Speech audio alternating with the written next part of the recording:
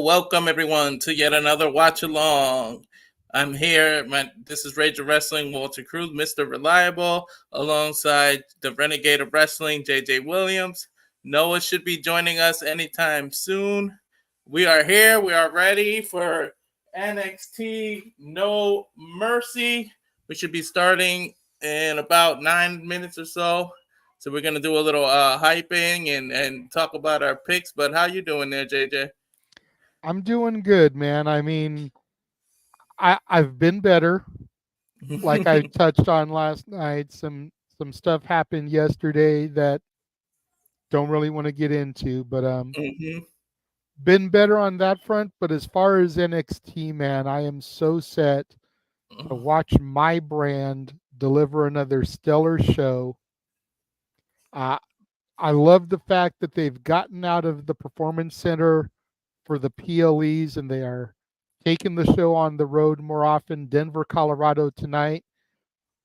There is a former WCW champion who also is a former head writer for WWF, WCW, and TNA who resides in the Denver, Colorado area.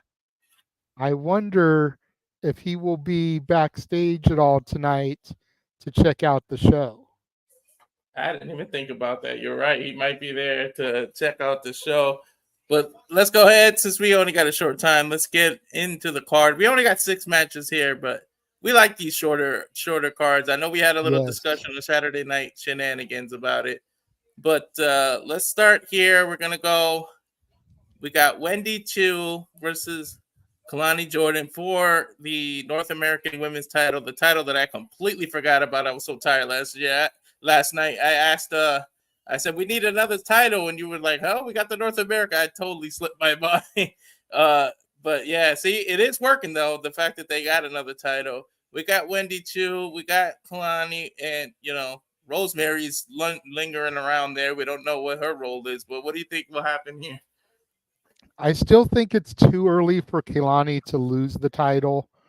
I completely expect her to retain here. I think you brought up a good point as far as Rosemary goes. Mm-hmm. I almost wouldn't be surprised if Rosemary comes in on Wendy's behalf and attacks Kalani, allowing her to keep the title via disqualification. That way, Wendy still seems kind of strong in this new, darker, heelish role. She doesn't eat a pinfall or a submission loss. She loses via disqualification. And then we can maybe get Wendy and Rosemary taking on the militia, assuming Alicia Edwards is back in 100% in 2 weeks for Victory Road. There was an update you shared via Mean Gia Miller, TNA. She's been placed on concussion protocols as she was legitimately knocked out during emergence. Doctors say that she's fine. She seemed fine backstage from all reports, but she's still being placed on under protocols for the time being to make sure that she can clear and they don't rush her back to the ring too soon. So maybe Victory Road, maybe whatever they do in October, Bound for Glory. But hopefully we'll get to see Wendy and Rosemary evolve into a thing because I definitely think Halloween Havoc would be perfect for those two girls to get a shot at something. Mm-hmm. Like, if you don't do anything with either one of these two in Hollywood have it, you definitely missed the boat. Like, it kind of writes itself with these two characters. And the I same kind of thing with wish Steph Delander and PCO. People were exactly. asking Steph Delander to come down to NXT, and she kind of like quote tweeted was like, "Is that something y'all even want to see?" And overwhelming yes was the replies to her. And I even tweeted her back. I was like, again, if we don't get Steph Delander and PCO at Halloween Havoc, what the hell is going on here? The French Exactly. Canadian Frankenstein and his modern day bride for a Halloween themed show? Mm-hmm. Come on. Right? I wish they never got rid of the women's tag NXT titles and made it undisputed. Because imagine if these two got together, Wendy Two and Rosemary, and on Halloween Havoc they won the tag team titles. Imagine two partners from two companies end up the tag team champions, and how unique and different that's never been done. Can you imagine how No, unique that would be? that would be amazing. I'm not gonna lie, but I think part of the reason they got rid of the NXT women's tag titles, a little sub tangent here that we don't really have time for, is because uh, NXT was making the main roster look like idiots with how well booked their women's tag division was. yeah, So that's they true. unified the titles. It was like, okay, now there's only one title. Now we don't look as bad. Hmm. Yeah, that's true. But let's move on from the North American Women's title to we're not sure if there's some title involved in here. There's been no announcement, but Zach Wentz is the new X Division champion from TNA. So I don't know how that is going to affect tonight. But does Wesley and Zachary Wentz, if it's for the title, it might affect a pick, but it's a little too late for us to change our picks. But what do you think happens here? Well, like I've said a couple times, and Zachary Wentz did put out on social media that he is bringing the title. So he Mm, will have it with him tonight.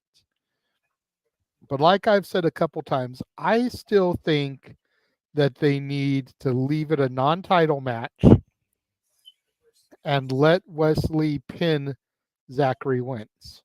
mm. Then, by the fact that he is now pinned the X Division champion, he should be deemed worthy of an X Division title shot. 2 weeks from Exactly. now is Victory Road. Do it at Victory Road. Halloween Havoc is too long to wait. And I don't feel that with the way that their feud is going and the way Wesley turned on Zachary as well as Trey McGill, his rascal brethren, I don't think that should be given away on free TV. It definitely is pay per view worthy. I So agree you with you. either do it for Victory Road because Halloween Havoc is too far away. Definitely agree with you. And he beat Zachary Wentz here, then he should get a title shot, pun intended, down the road. Yep. You gotta And build it up. unfortunately they've already done the tapings, so they very well could have made that match during the tapings yesterday post emergence, and we don't know about it until it airs because I didn't read spoilers. Hey, Noah's Hey, here. look who Hey, joined us. hello Uh, we're, everybody. we're, we're talking about Wesley and Zachary Wentz and what we think is gonna happen. So, what are your thoughts there, Noah? I probably could talk more about that during the stupid 10-minute commercial breaks we're going to have between each match. But that being said, Peacock Damn. sucks. Wesley Zachary Wentz definitely has a lot of unique inter-promotional warfare value that could happen between what goes down here in their first time one-on-one encounter and what could lie ahead on the TNA tapings on the way to Victory Road. If Wesley pushes Zachary Wentz the wrong way emotionally, Zachary Wentz might feel that his pride is hurt, and Wesley could exploit that to his own selfish advantage to try and garner the X Division Championship. Since the fact that Trey Miguel and Zachary Wentz both are now X Division champions, and Wesley, former NXT North American champion, can't grab to that title, never won the X Division Championship. It would be a huge coup for him and definitely another proverbial bullet to the heart to his former friends if he sees the X Division Championship for himself. So I definitely could see that fallout happen tonight if Wesley gets the better of Zachary Wentz, and not necessarily just indecision. Yeah. All right. They're supposed to start at 7, but I'm still seeing the countdown on my screen. So I don't know if. Here we go. It looks like we're going to get right into it. So we'll let Noah take over lead commentary and introducing everybody and welcoming here. So, like you said, during the commercials, we'll talk more about the future matches that we didn't talk about yet. Yeah, if you don't want me to chastise this service for the crap that it is. Because the countdown is still on my screen, so pause real quick, Walter. I've Yeah, got because the I, don't I, go know anywhere. when We'll be right back. I just All got the right. Let me then. know Let me when you know. got now. I'm on the then now thing. All right, which one are you on now? Now. All right, well, I just got then. Well, let me know when you got then, JJ. Then, There we go. Ah, man. now, Yep. forever. And of course, no matter what, despite Peacock sucks, we are always in this with WWE stuff together. Noah, can I please ask you to refrain from that until they at least start doing the commercials? What do you guys Let's go in this with a positive mindset, bruh. Maybe what it won't be too bad tonight. JJ, we always do this to you, put you on the spot. We usually ask you the order, but I'll just ask simply because we're about to get into it. What do you think opens the pay-per-view? Honestly, I would start the show with Zachary Wentz and Wes Lee. Mm-hmm. I think that's going to be a hot match to really get the crowd into things. And you kind of bookend the show with the interpromotional matches. You got Zach Wentz and Wes Lee to kick it off, All Ego Ethan Page and Joe Hendry to close it out. Yeah. And then Do you agree? especially if Rosemary is going to be involved with the Wendy Chu match, maybe throw that in the middle of the card so that you've got it kind of got the interpromotional well spread throughout the show and not all in one spot. I don't know what that's not something you really care about. As long as they produce and execute a perfect pay-per-view, that's what you care more about. But you agree? You think that that's what they should and will open with?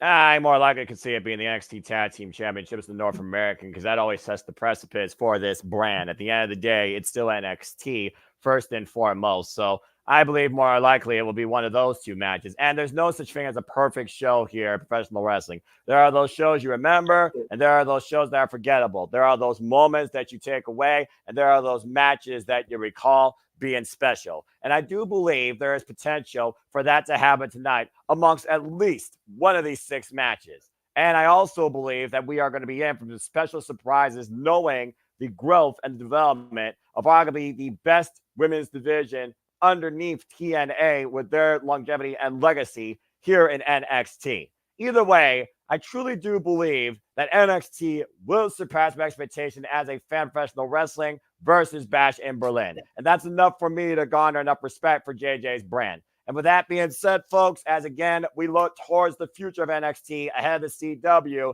and truly tonight, there will be no remorse, there will be no forgiveness, and there will be no mercy. Welcome to the show. Hello, everybody, and welcome once again back to the Reliable Network. You know what this is. I am Noah Foster with the Renegade Wrestling, Chase U alumni, JJ Williams, producer man in the seat, Rage of Wrestling, Walter Cruz, and we are here tonight virtually from Denver, Colorado, covering NXT. This is No Mercy. And hello, everybody out there in the chat. Save T, Matt, good to see all of you. For those that are tuning in, thank you again for continuing to follow us along in all of our passions across all things wrestling. If you're enjoying what you're hearing, please super chat. Please support my friends. PayPal links are across the banner as Booker T and Vic Joseph get ready to bring us in to tonight's event. But again, this is the man above me. This is his center stage, his crown jewel, his effing brand. JJ Williams, are you ready to go tonight? I am definitely ready. And man, if I wasn't already hyped for it, seeing Vic Joseph there at the end of the entrance ramp, hyping the crowd up, getting them into this, Booker T crashing the party, like that's something you don't usually see on an NXT PLE. That shows you what they're really trying to do. Is it looks like we are starting off with the tag team titles as Fraxium, Nathan Frazier and Axiom attempt to regain the championship from Chase University, the prestigious school of teachable moments. That's a whole different conversation. But again, we are starting off hot here with the NXT Tag Team Championship match, our first match of 6. Nathan Frazier and Axton will have held those NXT Tag Team Champions since beating the Wolf Dogs, Braun Breaker, and Baron Corbin, the NXT after Stand and Deliver WrestleMania weekend, overcoming the likes of the Good Brothers, not to mention a different setup of Chase University. It was Chase University's second coming that allowed them to claim sweet victory. We're going to repeat the same result tonight as Ridge Holland and Andre Chase look to leave JJ and everybody a teachable moment. Come on, JJ. I've got my U up.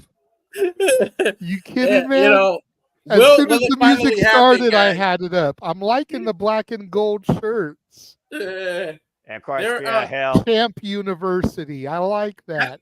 It And kind of the looks fact like a that it's black and Steelers. gold. Shout out to Big G, but it looks like a Steelers uniform almost. I was actually going to say it look looks like a bit of a throwback to Noah's NXT with the black and gold. Arguably, I probably would go more with that. Of course, Fia Hill has literally been the lifeblood of Chase University, restoring that spirit despite the fact she fell in capturing the NXT Women's Championship at Great American Bash. But Ridge Holland has truly proven himself to Chase University, creating these opportunities, including an NXT North American Championship opportunity for Duke Hudson. But it was the tag team title opportunity that he made that finally allowed Chase U to garner some gold. Let's go down to, hey, welcome back, Alicia Taylor, for our introductions.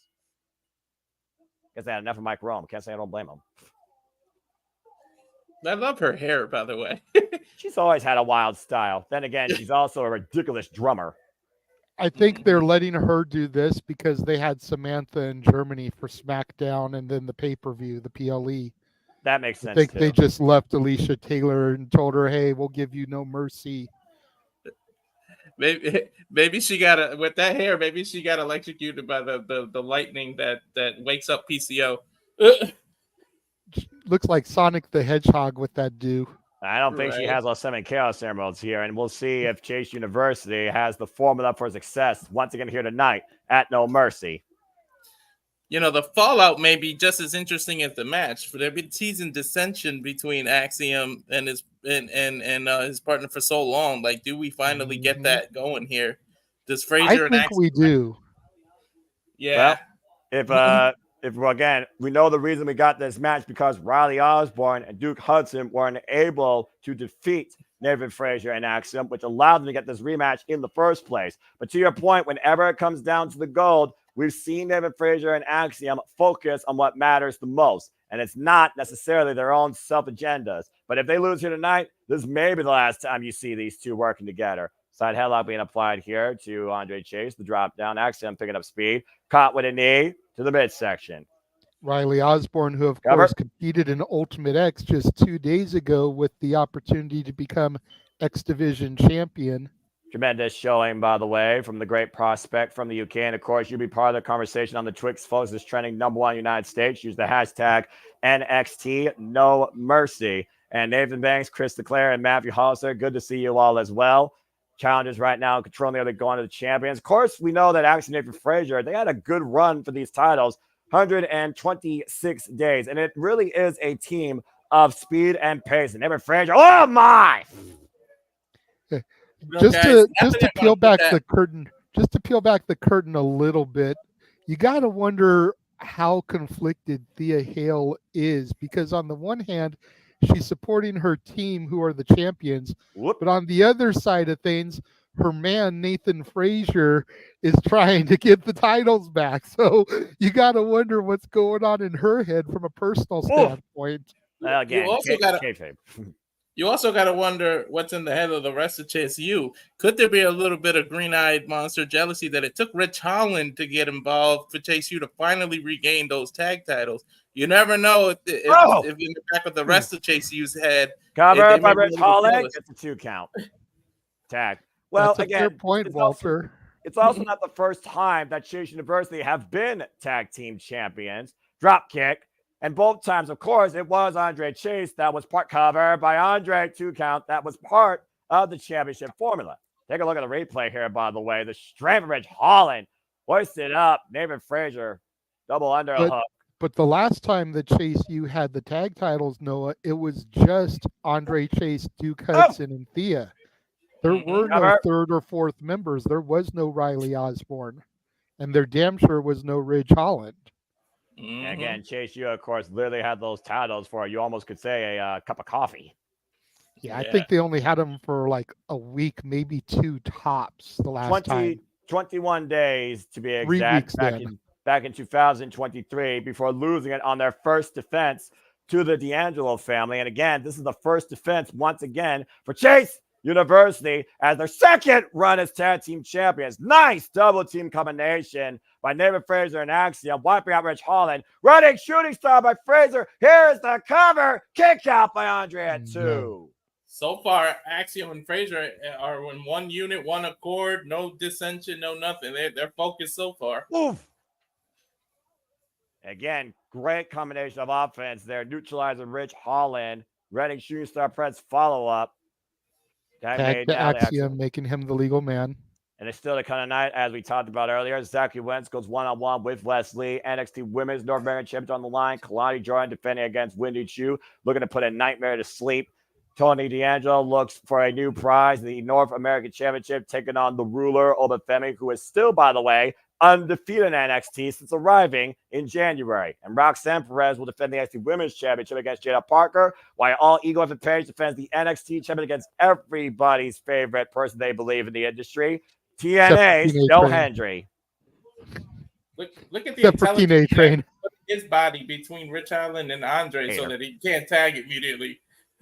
And right now, Rich Holland stands ready for the tag. Tammy to Rich, Tammy to Fraser, opposite sides now, both in. Oh, God, took him down. Of course, Fraser dealing with Norman Grit. Double underhook, belly to belly, over toss. And another one overhead throw. Jesus, the height and the air that Ridge is able to get onto Nathan Frazier with those suplexes.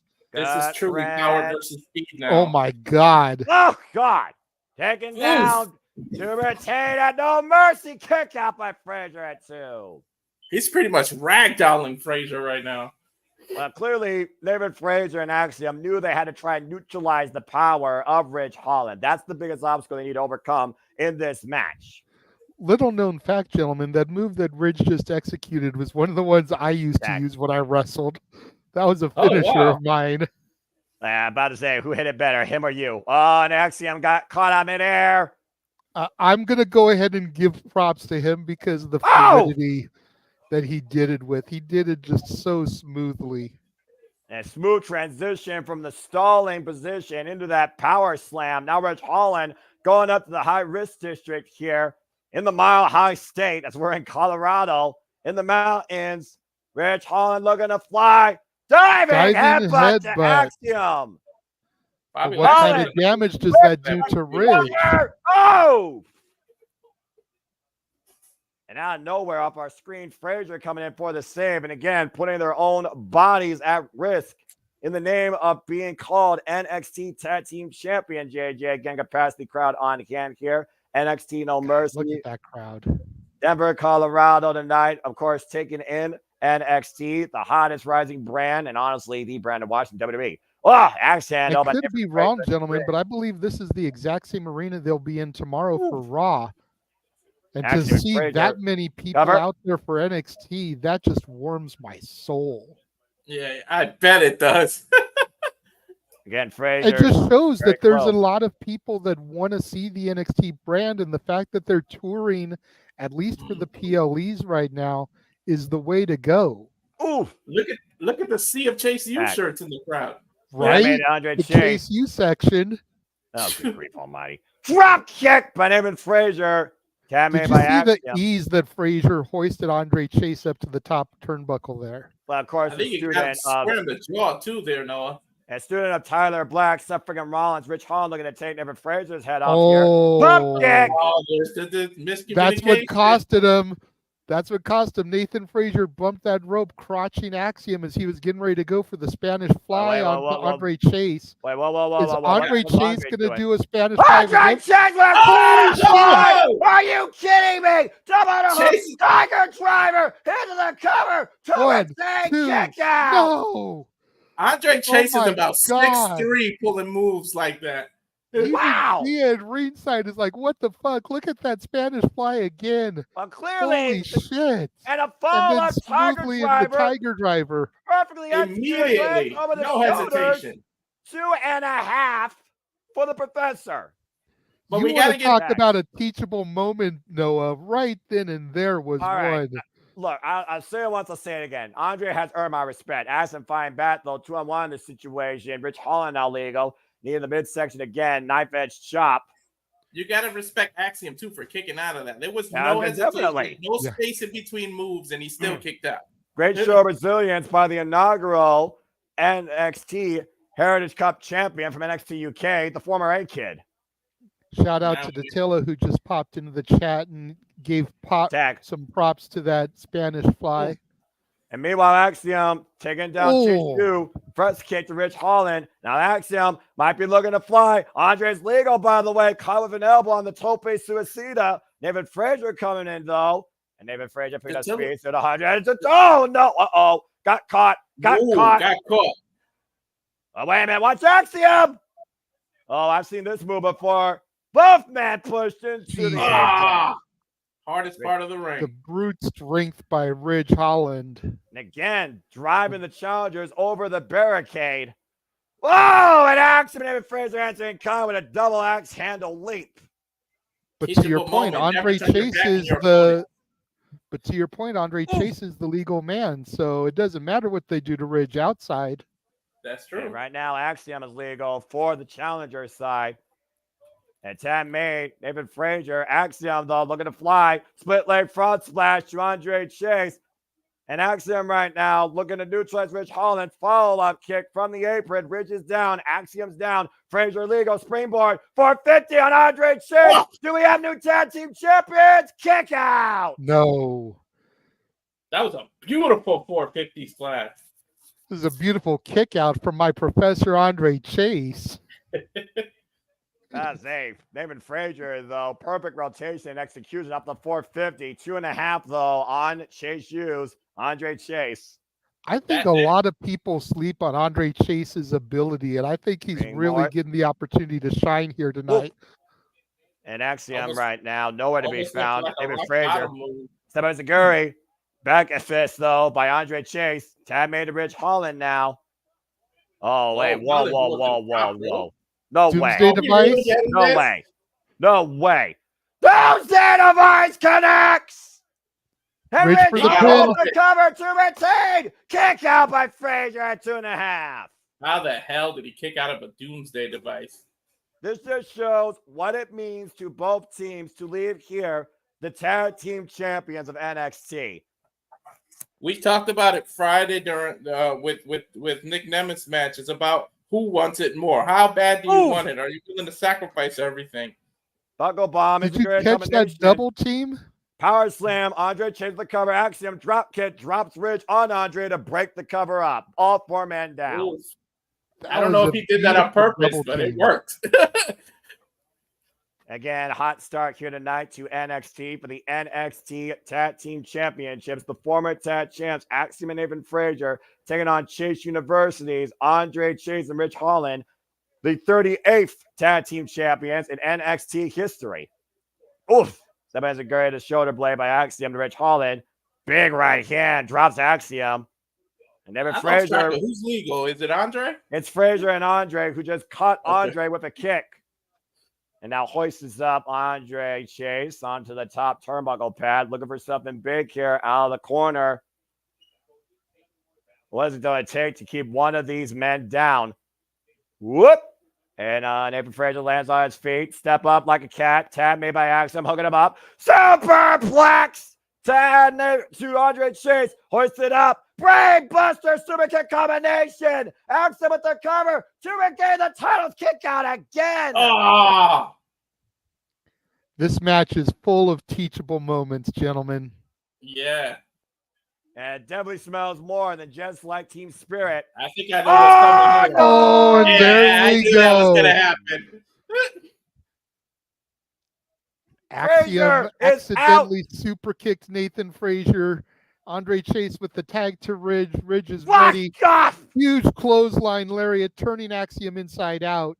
And this might be the final exam. Backstabber powerbomb combination. And Rich Holland with the cover. No! What the hell? How did Axiom kick out of that? What? You could have fooled me. I really thought it was over, gentlemen. I seriously Even thought they Booker had T on commentary is like, hell no. we barely ever listen to Booker T, but in this case, I agree. Tag made again, Andre Chase, as again, David Frazier is out for the time being. And this is the best chance. This is the best chance that Chase U. Whoa, drop kick, Supreme drop kick to Rich Holland by Nathan Frazier. Everybody down to Frazier now. Tope, Connie low over the top rope, wipes out Ridge on the outside. Axiom and Andre Legal inside cradle, small package, trying to get the Turtles kick out. And Andre Chase, nice swinging net breaker on Axiom. My heart almost dropped, guys, with that roll up. Yeah, for real. Andre Chase calling for something as he heads to the top rope here. Kama Nizaguri, though, on the ascent by Axiom, and Nathan Frazier coming back into frame. And the challenger is looking to put an end to this reign. And Axiom right now hooking up Andre. Spanish fly off the top. And will the Frazier's too far away. Phoenix Splash connects. Nathan Frazier with the cover. We got new NXT Tag Team Champions. What? Chase U falls to Axiom and Nathan Frazier. That's bullshit. Who, what, where, why, when? What the hell did we just see? A title change, gentlemen. NXT Universe in shock and awe, like you guys, as Axiom and Nathan Frazier are now two-time NXT Tag Team Champions. Chase Did everybody pick them? No. Did anybody pick them? I have no idea, dude. I closed the form. Incredible effort, though, by both teams demonstrating here. You could have called the end of this match on both sides at least two different times. You thought that miscommunication shot by Axiom and Nathan Frazier was the death note to expel those guys from Chase U. And then the backstabber powerbomb combination to Axiom. There's far the match. Rich Holland, hook of the far leg, 2 and 9 tenths. Shout out to Josh Mansfield. Look at that, JJ. Yeah, I saw that. Axiom and Nathan Frazier dug down deep enough to pull out the finishing combination. Spanish Fly, Phoenix Splash, and we have new two-time NXT Tag Team Champions. This is some bullshit.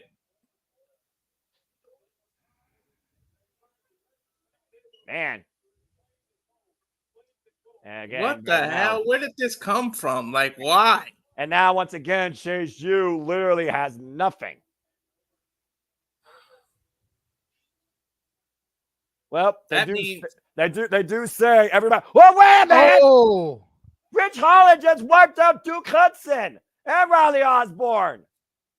Uh-oh. Oh, man, it took Andre Chase's head off. Well, now I know why they lost. Uh-oh.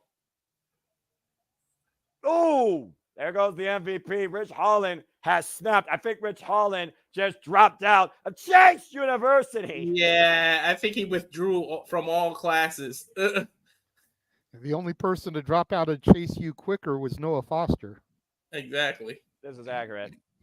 What the hell is this about, though? This is a teachable moment that you wish you didn't have to learn. And apparently, Andre Chase is going to learn the hard way. Overhead, military press. Oh, my gosh, and dropped to the outside. But you got to wonder how long was this in Rich Holland's head? Like, how long did he think about it? Did he just snap now, or this was his plan all along? I think it really came down to the fact that for the first time in his life, he felt validated with his first championship. And now that he lost it, to Thea? Yeah, he just broke Thea Hill's heart. I'm sorry, JJ. This has to be tough for you, and I don't think Rich Holland is done yet with destroying Chase U. Oh, come on, Rich. This is unnecessary. These guys brought you in like family. Oh, no. Oh, jeez. DDT on the announce table. We're going to break the table in the first match? Well, you may not have broken a table, but one thing's for damn sure. Rich Holland just broke the spirit of Chase University. Definitely broke Thea's heart. She was the first one to believe in him and brought him into Chase U. And look. Mm-hmm. Disbelief, disaster, disappointment, and destruction. But, you know, he had a reputation for what he did to Big E. And this is kind of the monster that should have been there the whole time after that. They should have took advantage of him and had him doing this. But I guess it's never too late. Well, sometimes some people never learn, I guess. Damn, man. A disaster of a night for Chase University as Professor is being hauled off on a stretcher. Well, this Denver crowd was chanting one more time. Well, again, the crowd is fucking idiots. That being said, while we unleash the horror of Rich Holland tonight, the havoc is sure to continue next month when we come back recovering NXT on a PLE level as the yearly tradition continues. Tricks and treats are ahead. Stay tuned when the Simply Reliable Network brings you coverage of Halloween Havoc Sunday, October 27th, 7 p.m. Eastern Standard Time, courtesy of Peacock. From the chocolate capital of the world, Hershey, Pennsylvania. No projection of a pumpkin. Can we get the actual setback? Come on now. Oh, give me a break. WWE doesn't know what originality is anymore with sets. You know what? I just thought about something. We've been talking about, Wendy Chu and Rosemary. We've been talking about Steph DeLander and PCO. Noah, where has Jessica Havoc been? Can we get Havoc at Halloween Havoc? I mean, can we make that happen? I would love that, but Jessica Havoc's been MIA ever since being dispatched by Ash by Elegance, where Rosemary basically lost everything, even more than Decay. And that's why Rosemary basically came back and said that truly, what am I now? That I have nothing. So whether or not Jessica Havoc even wreaks havoc again, your guess is as good as mine for the time being. And Bound for Glory is before Halloween Havoc, right? Correct. There you go. Have a return at Bound for Glory and then have them appear at Halloween Havoc. They're literally back to back. They're literally back-to-back days. As Bound for Glory, to your point, which we'll be covering here on the Simply Reliable Network, is literally October 26th. So they'll probably be doing tapings then the next day. Bingo, brother. Speaking of that, by the way, JJ, we it was before you came in last night where we deemed that we wanted your thoughts on that name. We came up with the name Reliable Network, and we never ran it by you because you came in, and then we had to do Saturday night. So, you know what? Let me kick that around in my head because I heard it said last night, and I was like, that actually sounds kind of catchy. Is there any way we can work it to like further, add more people's elements to it? But let me kick that around a little bit. I do think that's catchy. Well, as again, we are on. I'm gonna try and restrain myself, but not gonna lie, probably won't happen before the end of the night. I will unleash my rage. Anyway, as we look towards what's ahead, at least like this. If y'all want Noah to unleash his rage about these long breaks, super chat or PayPal him. His PayPal is right there rolling across the bottom. If you want him to go off on a diatribe that is going to raise his blood pressure, then at least pay the man for his entertainment. I'm just saying. Anyway, as we look towards what else is ahead here, we already know our main event. We'll talk more about that a little later. Let's go ahead and switch gears a little bit towards the NXT North American Championship. Well, we don't know what's ahead. We know that Tony D'Angelo, who of course lost the Heritage Cup back to No Quarter Catch Crews Charlie Dempsey, thanks to the assist of Winston Clare, the Don now has set his eyes on a new prize for the family and looks to take down the ruler of NXT, the undefeated Oba Femi. It's one of those things to call your shot. It's another thing to literally set up your own funeral. Oba Femi has dispatched every possible physical and technically capable anomaly here in NXT, in singles, in triples, in duos, in handicap situations. It almost feels like a foregone conclusion, but there is one thing you can't measure, and that is heart. And there's no denying when it comes to the heart of Tony D, the value and the pride he has representing what it means to be the Dom NXT and literally being the guy to lead by example for the family. JJ, again, Oba Femi is the unstoppable anomaly. What is your thoughts on this match? Do you think Tony D has a chance? Well, we always say this every time this question comes up. Anybody has a chance. It only takes 3 seconds. And while Oba Femi walks alone, Tony D.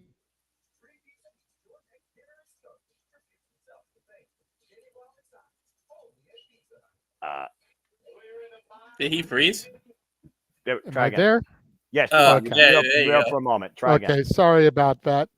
I was saying we always talk about this when this question is raised, and it only takes 3 seconds. Obafemi walks alone. He's a loner, a rebel. Mm-hmm. Tony D's got a family with him. So Mm-hmm. that's got to be factored into things.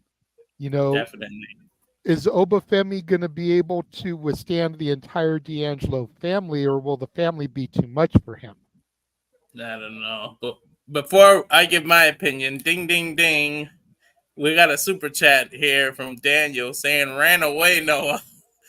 Stay tuned. Next commercial break where I chastise anybody that believes in the Peacock Network streaming service. And I know that people certainly believe that Rich Holland was way out of line with what he did earlier to Chase U's own Andre Chase, breaking literally the spirit of Chase University tonight.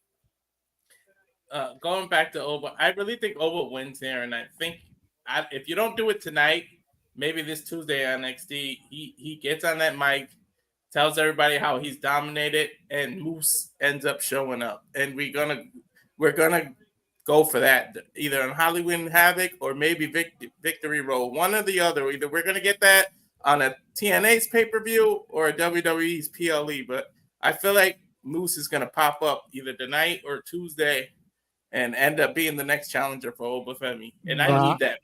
Well, everyone fair. wants to fantasy book Moose. Yes, Let's if we're gonna do Moose, if it needs to. let's save it for like Stand and Deliver, something that's going to be a huge payoff. That's their WrestleMania. Yeah, That's true. arguably Moose would I be. still think.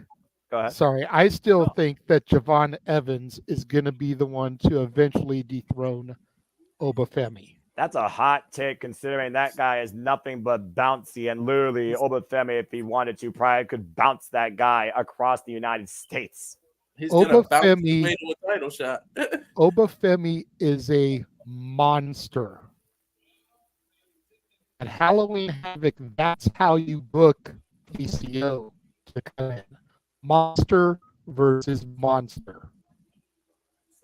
Fair. That's Well, fair. I'll give you that. Well, as we're talking about the Prohibited Portal and this incredible, one of a kind interpromotional crossover that's become hashtag NXTNA, we're about to see two rascals with Fallout here and the demise of MSK as we look towards Wesley versus Zachary Wentz. It was literally back in 2023 when Wesley and Zachary Wentz won the Dusty Tag Cup and won the tag team championships only to vacate them. Wesley was all by himself, became one of the most notorious NXT North American champions in this brand's history, but had to relinquish it due to injury. He came back later this year to try and oppose the ruler, Oba Femi. And Oba gave him one last shot, one-on-one.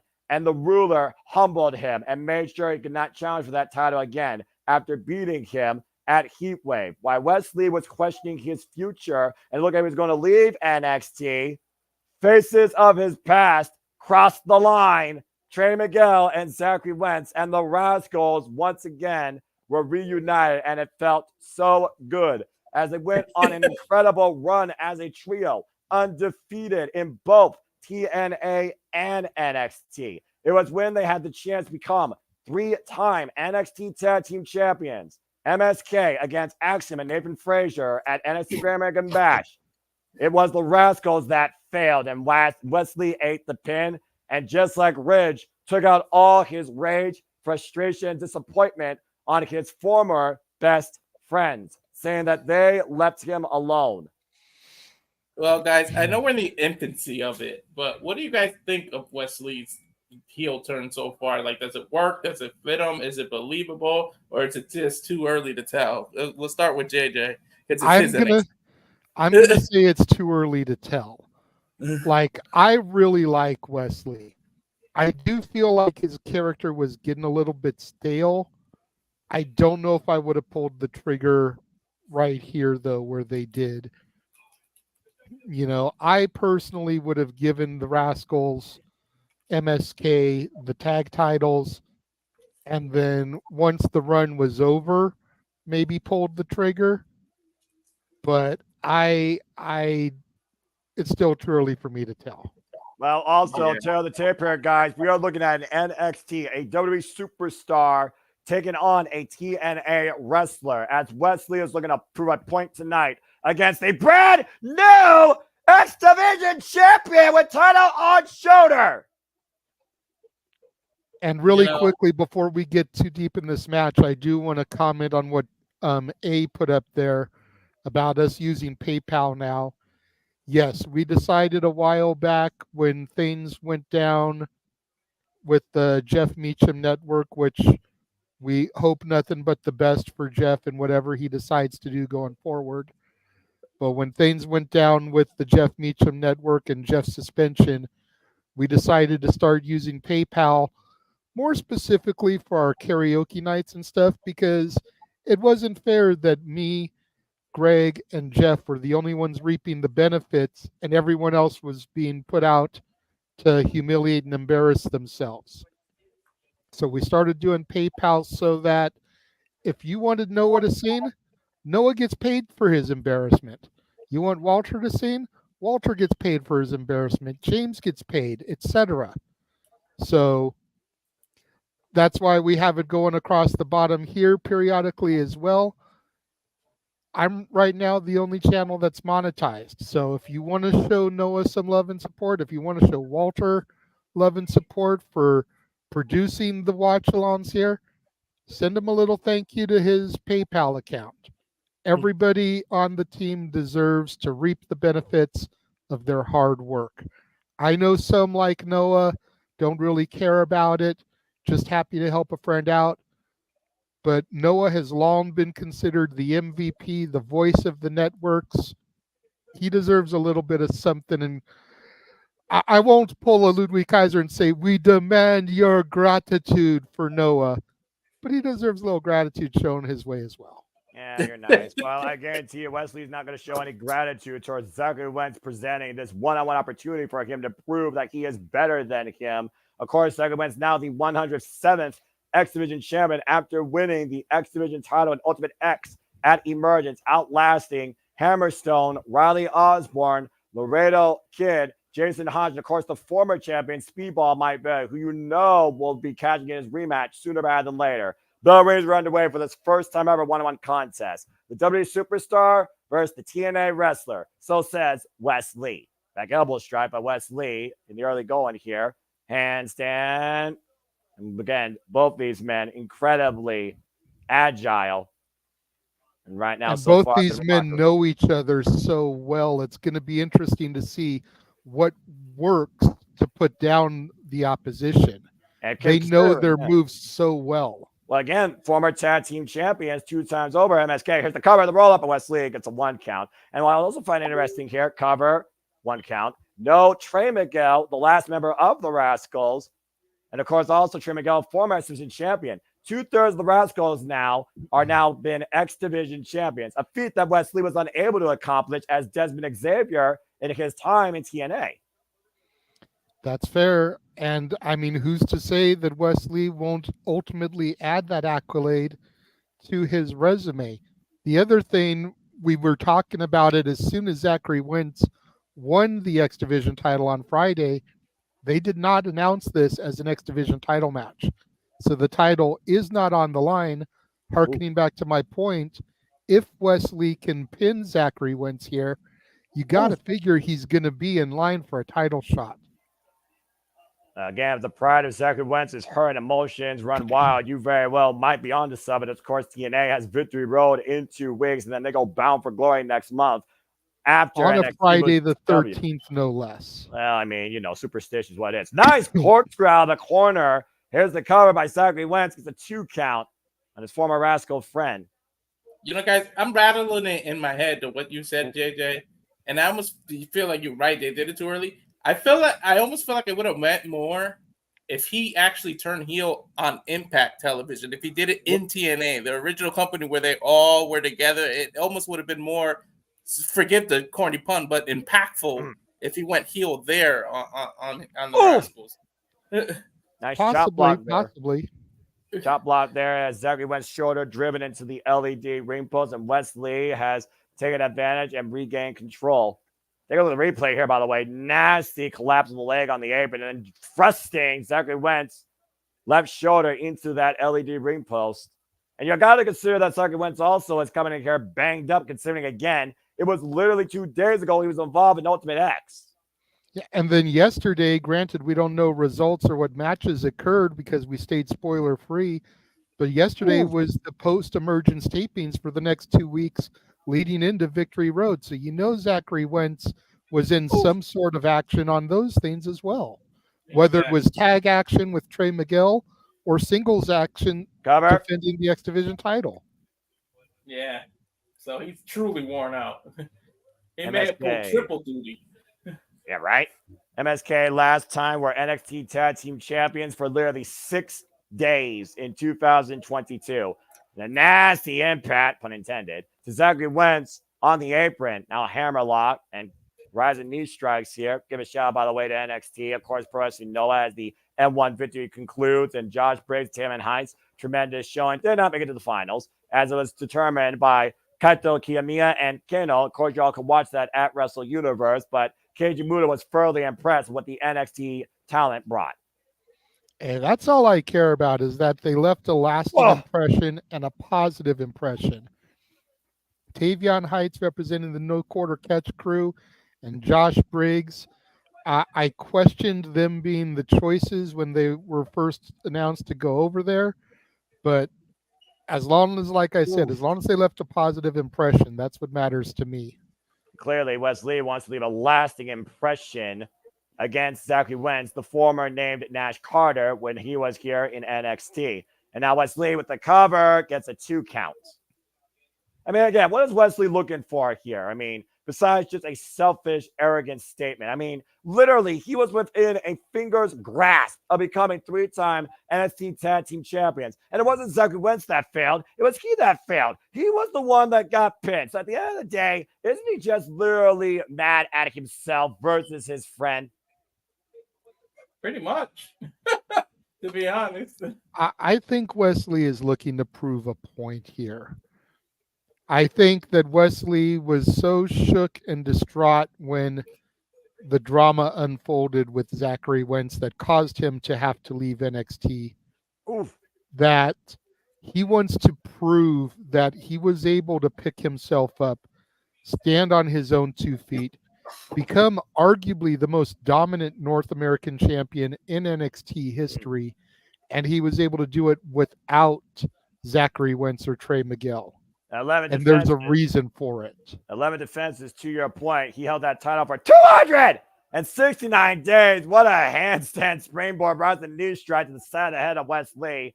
Held that title since October 2022, only to lose it in July 2023 to that freaking brat, Dominic Mysterio. Maybe the street trash got taken out by the Terror Twins. And right now, Zachary Wentz trying to build momentum now. Knife edge chop here. And again, we are looking at literally an inter-promotional match between NXT and TNA. Got caught, though, coming in. Zachary Wentz, nice German suplex, hoist. Wes Lee right now rocked. On wobbly legs, Zachary Wentz going to fall in. Again, another running knee strike in the corner. Roll through. Big PK turns Wes Lee up and over and drives into the outside. Who do you guys think the pressure is more on? Is it pressure for Wes Lee to prove himself against Zachary, or now that Zachary's a champion, bam, God, he has the pressure of proving why he has that title, and does it mean more to be a champion and beat Wes Lee? Like, who has the most pressure in here? Well, considering Wes Lee's world's been turned upside down, I'm not just talking about that wild Pele kick that literally made him go 360. If Wes Lee is going to prove a point that he was better than both his former Rascal friends, including his former tag partner here tonight, and a W superstar is better than a TNA wrestler, I don't believe that shit. Then Wes Lee needs to get the win here tonight. For Zachary Wentz, this is just about, once again, humbling Wes Lee and putting him in his place. And Zachary Wentz really has nothing to lose. He already won the NXT Championship. Nice swanton bomb, hook of the far leg, and a 2.5.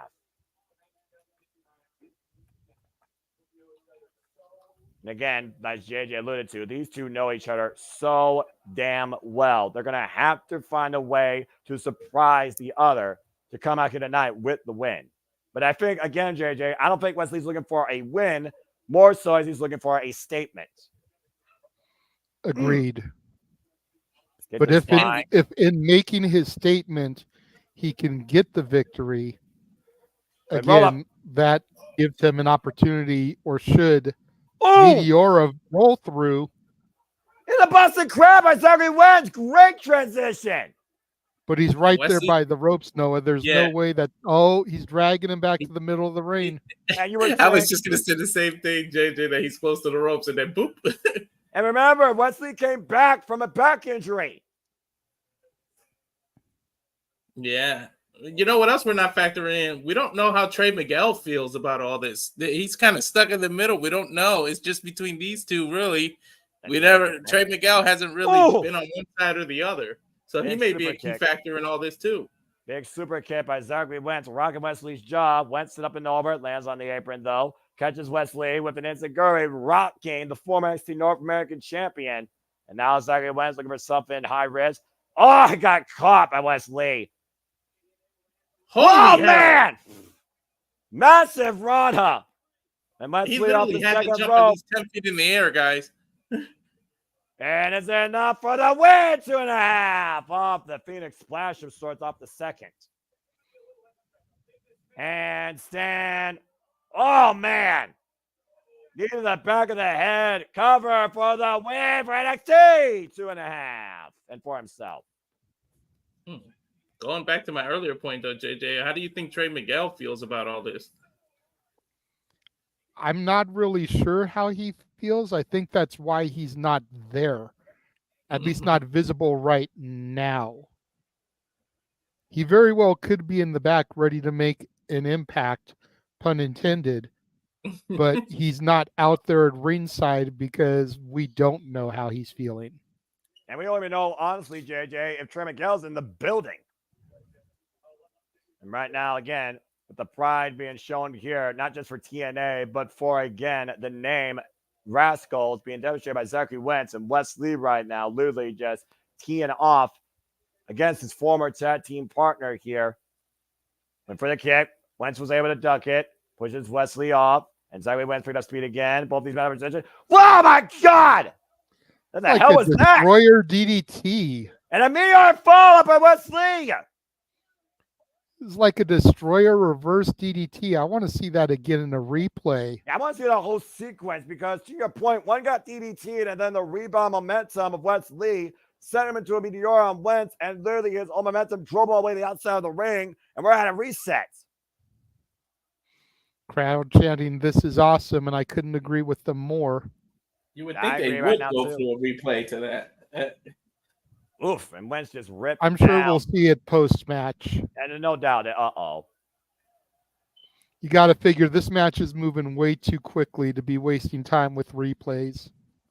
That's true. Fair point. Again, considering we are dealing with two former X Division TNA wrestlers, and of course now we got the current X Division champion and a former NXT North American champion. Wesley sent shoulder first in the steel ring steps. Yeah, I missed that Dattila. Apparently, Dattila's pointing out that Vic Joseph on commentary said that Wentz got hit so hard he might think his name is Carter when he wakes up. Damn. A nice callback on Wesley. Oh, man! Went for the knees and drove them into nothing but the steel steps. And you got to think about Wesley's history of knee injuries. What damage could that do to that? These two really aren't holding back. They really are showing no mercy to one another. DNA chance raining out. I love hearing that. And right now, referee starting his 10 count, though. Wentz able to break contact underneath the bottom rope. That will reset the count. Wesley bringing it back outside. A straight right. Just jack the jaw. Oh, God. Spinning kick. And I am the table. But I'm having Botchamania. That sure to hit the highlights. Wentz, though, wait a minute. Wesley doesn't look like he gives a damn. Okay, this is a little bit reckless and dangerous, Wesley. What the hell are you thinking, man? Good Lord! Double stop off the top.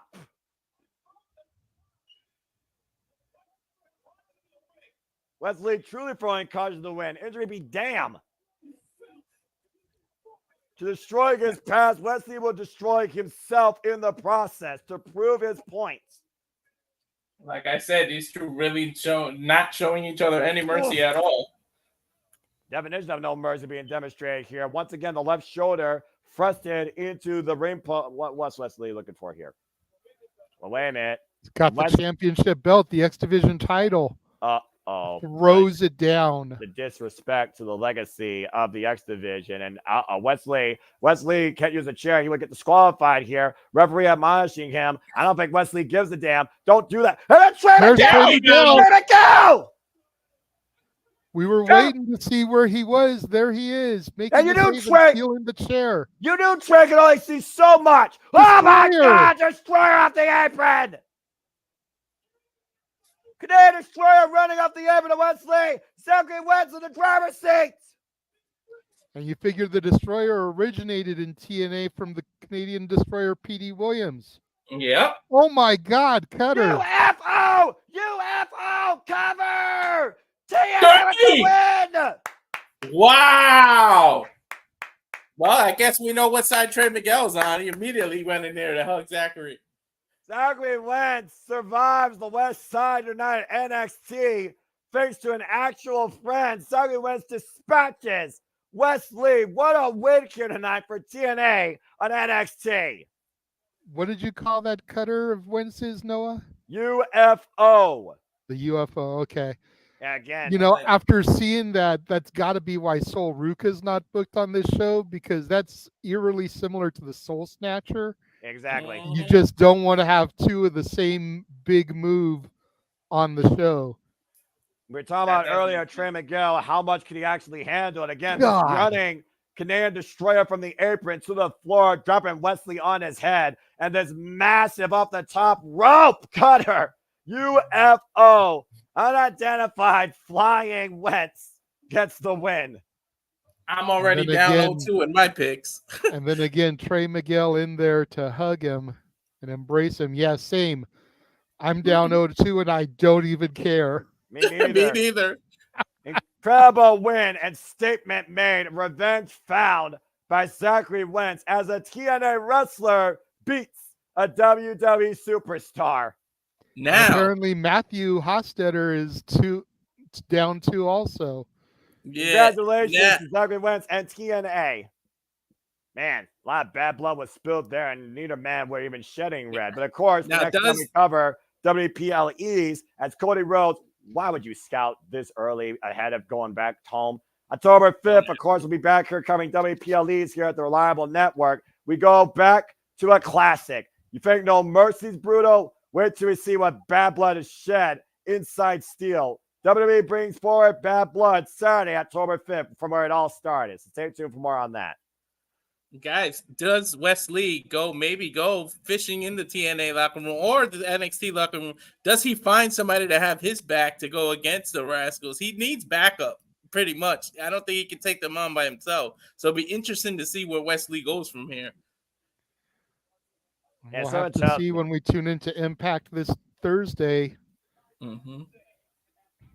Personally, I'm just glad that TNA was able to beat NXT. That just warms my heart. But also, to your point, I think Wesley is too prideful to have anybody help him. But anyway, as Wesley might be living the nightmare of defeat, we'll see who wakes up from this. NXT Women's North American Championship on the line now. Kalani Jordan looking to put Wendy Choo to sleep. And if Wendy Choo is able to be successful, make sure someone wakes Kalani up when September ends. Yeah. Well, again, that's still up for debate. So, again, we talked about before. Let's go ahead and talk about this match. Of course, Kalani Jordan became the inaugural NXT Women's North American Champion back at NXT Battleground from the UFC Apex, outlasting the field, including her best friend, Sol Ruka. And follow up from that, we truly have been seen and proven that Kalani can't do anything. The her to him, if you know what I mean. We saw an incredible one-of-a-kind matchup where two, let me just put it out there, new athletes with zero professional wrestling experience prior gave a sleeper hit at Heatwave, but they went one-on-one, as Sol Ruka earned the first opportunity to challenge Kalani Jordan. Since then, though, we have seen a nightmare woken up and brought forward NXT in Wendy Chu. And while Wendy Chu has already dispatched Tina Paxley to the dark, she has also brought forward a walking demon assassin from TNA in Rosemary. What has really been psychological warfare and not a play date of any kind, Wendy Chu is looking to literally leave Kalani Jordan in the dark and claim her first singles championship in WWE tonight. So, JJ, I got to ask you again, Wendy Chu, the former happy-go-lucky, bubbly, would invite you to a sleepover, now channeling her own inner Freddy Krueger. She has already put Kalani Jordan to sleep 3 times via that choke. Do you think Kalani Jordan has an answer to it tonight? Considering what's happened so far on your NXT. I don't even know. Like, I have done so horribly with my brand tonight already. Like, me and Walter were talking a little bit before you joined us about the potential of Rosemary being involved here. What happens going on from there? Does that lead to potential opportunity at the Knockouts tag titles come no Victory Road or even Bound for Glory? I think it's too early still for Kehlani to lose the title, but I'm curious to see what happens going forward as far as Wendy and Rosemary. There's something there that I'm riveted by. And especially, like I said when we were doing the Simply Predicting immediately following, the way that Rosemary kind of gazed at Wendy when she had Kehlani in the sleeper, the way she pushed the North American title towards Wendy, like, this is yours. This is going to be yours. I'm intrigued to see the further development of this, excuse the pun, as we've already got a tag team named this, but this unholy union. That's a whole nother reason for me to rant, but I'm not trying to do that. Anyway, Walter, again, we've looked at literally Kalani Jordan, amateur, collegiate, all-round gymnastic athlete. Wendy Chu, of course, former Karen Q, heavily known for her work back in Japan. But ever since Wendy Chu came back, she has literally left a statement without saying a single word. And tonight here, silence may be golden, quite literally, for Wendy Chu if she's able to put down Kalani Jordan. So what's been your take on Wendy Chu's character metamorphosis, and do you think Kalani Jordan can overcome this? I like the new Wendy Chu. JJ and I both alluded to it. Halloween Havoc's across, right around the corner, and if it'd be a sadly mistaken thing if you don't do anything with her. Imagine her and Rosemary having that North American title at Halloween Havoc and making it a scary night for everybody. But I think you just established this title, and if you really, really want to make everyone take it serious and respect it, you got to have at least the inaugural champion have a long run, kind of like what Seth Rollins did when they introduced the World Heavyweight Championship. So I think Kalani can ill afford the lose right now. I don't think I think she can overcome it, but it could be a disqualification because of Rosemary's interference. We could see what happens, but this will be Kalani's her toughest opponent to date. Well, I certainly believe that, but I also do believe that Joe Hendry can definitely come out tonight NXT champion. Not to mention that Trick Williams will call it down the middle, considering what could be awaiting him. But right now, Wendy Chu has woken up and arrived at NXT No Mercy. I do got to say, I love the makeup she's been doing since going to this darker place. My wife loves her outfit. Helped her stand out. Oh, boy. I should call her over here because she always loves Wendy Chu's outfits since she turned dark. I mean, again, a walking zombie, a walking nightmare. You be the decider and the judge of this returned Wendy Chu, who is always sleeping with her eyes open, it seems. It's a creepy atmosphere every time that she's here And that sleeping bag almost makes me think that she's carrying a body bag.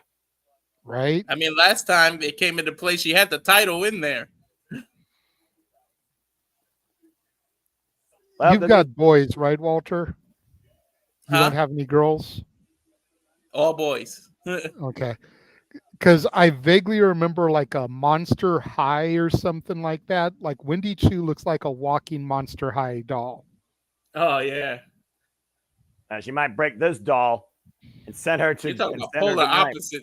Yeah, It's right. a completely polar opposites, Noah. I'm about Right? to say, look at the just contrast in personality, in demeanor, in mood, champion versus challenger. Kalani Jordan, again, of course, with not nearly as much wrestling experience as Wendy Chu, has definitely grown far more here in NXT than Chu has while she was sleeping. We're going to really learn something tonight about Kalani Jordan and if she truly can do anything. This game is just as much mental as it is physical. So has Wendy Chu already been in Kalani's head, and can she get past that? It's one of the big questions. It's a Again, very good point, Walter. and again, like I said, Wendy Chu has already put Kalani Jordan to sleep 3 times. It's been a reoccurring nightmare for the NXT Women's North American Champion. Of course, the inaugural NXT Women's North American Champion, Kalani Jordan. No real history besides that here. And this is also a first time ever one-on-one matchup. That's a beautiful looking title, by the way. Well, white, gold, and red is like a perfect combination. Hello, TNA Knockouts World Championship. Bell rings and we are underway. No real forward motion. Both women just kind of like stalking each other. Wendy Chu gets taken down by Lonnie. Drop kick. Takes Wendy Chu down. Wendy Chu, though, right for the moment. And again, Kalani Jordan has to look beyond the mental game. Don't stare into the eyes of your opponent. Break the body, bring him down, and prove that you can do anything and leave with the title. Nice roll up here. Quick 1 count, though. Again, Wendy Chu, again, despite the dark demeanor, she is a very successful professional wrestler known as Mai Ying, Karen Yu, or of course, as I used to watch her as, Karen Q. Comes in with 10 years of wrestling experience versus Kalani Jordan, who's barely been 1 year involved in the business. Well, that's a perfect opponent for Lonnie to show her mettle up against, because Wendy Chu can definitely help bring out the best in this rookie upstart. I mean, correct me if I'm wrong, but the EST of WWE had no prior wrestling experience when she came to NXT as well. Look at how she turned out. There's a lot of Kalani that I see that is similar to Bianca Belair. Mm-hmm. And who's to say that Lonnie is not the next generation EST? Again, if she can truly do anything, then that would surpass somebody that simply put the EST. Nice rolling plancha over the top to the floor, wipes out Wendy Chu here in the early going of this title matchup. Of course, you've seen Wendy Chu already victimize multiple women here in NXT, putting them to sleep, including Tam Patsy. In fact, we haven't seen Tam Patsy since Wendy Chu took her to slumber. And Kalani Jordan right now looking to fall up again. Look at this beautiful show of athleticism here. Wendy Chu trying to choke. Kalani Jordan out, roll through though, shoulders down. Of course, you risk a submission. You risk yourself getting caught. Looking for a belly-to-back suplex here. Hoists up Kalani Jordan. Lands on her feet, though. Nice drop kick. Takes Wendy Chu down once more. The agility of Lonnie able to land on her feet like that. Nice high kick. Finally rocks Wendy Chu and puts her down for the moment. Rolling cartwheel moonsault. Cover by Kalani to retain. Gets a 2 count. And again, the athleticism of Kalani coming into play. Former gymnast that she is. To your point, Bianca Belair, the only wrestling experience she ever had, correct, was literally in NXT. Why she was an all-round collegiate athlete in track and field, primarily from Knoxville, Tennessee. And like I said, and then you look at how she turned out and how she's arguably one of the best women's wrestlers of this modern era. Oh, my! Jesus. Lonnie could very easily be the next breed of that. Well, none of her legs get broken as she's humping the tree of woe to that short-range close on Wendy Chu scouting her. Oh, and a drop kick in between her and the ring post. To the head. Again, like no emotion there. No emotion there on Wendy Chu after that. Now, do zombies really have emotions? Well, they got to have some sense to actually know what they want. And clearly, Wendy Chu knows what she wants, and that's the NXT Women's North American Championship. Of course, Tyler can change hands via pinfall submission inside the ring. And we've already seen literally some unique upsets. We've had a title change, and we had Wentz from TNA beat Wesley from NXT. And a neck crank to Kalani Jordan. Obviously, softening her up for that rear naked choke to put her to sleep. Again, a very slow, methodical approach here tonight. A complete change in mood and pace, considering what we just came off of. Nice high kick running by Wendy Chu. And here's a cover now. Just pressing the shoulders down. No body weight on the cover. More of a mental cover than a physical one. Gets a 2 count. Still forcing Keilani to exert energy to kick out, though. And you look at the bad way that Wendy Chu already has her in. That's not going to do Keilani any favors. Good face first off that catapult into the second turnbuckle. Oof! And a small flatliner. Her sadistic smile she's got on her face. Yeah, for the moment. Short range offense being applied here by Wendy Chu. The Sleepy Psycho, they just called her. I like that nickname. Yeah, that's a fair nickname. I'm sure WWE will market that like they do with their AI generated Death Rebel nonsense. I'm pretty sure Death Rebel ain't a person. Cover! Kick outs. And right now, Wendy Chu looking to follow up, takes Kalani Jordan down. Wendy Chu, who last held a championship in 2017 before she arrived at NXT, the ECWA Women's Champion, and of course, former VPW Women's Champion for 406 days. Axe kick to the lower back of Kalani Jordan. And of course, we figure about again, if Kalani Jordan survives this nightmare, who else could be waiting for her? We saw what happened in that open challenge when Rosemary crossed the line into NXT. We talk about Speaking of open challenges, I believe Jordan Grace has an open challenge in play for Impact this week. Correct. Could we see somebody cross the line once again? You know what? Honestly, open challenges sound like to me just NXT step in and challenge the Juggernaut if you dare. Up and over, Kalani Jordan unable to land on her feet. And Wendy Chu has stayed on top of the champion pretty much for most of this match. Well, that might be it. Look at the lay in bed with the title. 2 count off that elbow drop. That cover was way too nonchalant. You can't win the title like that. Well, at this point, you wonder, though, again, if she can, because, again, the amount of mental warfare she's putting Kalani Jordan through and the level of inexperience. And once again, hung up in the tree of woe.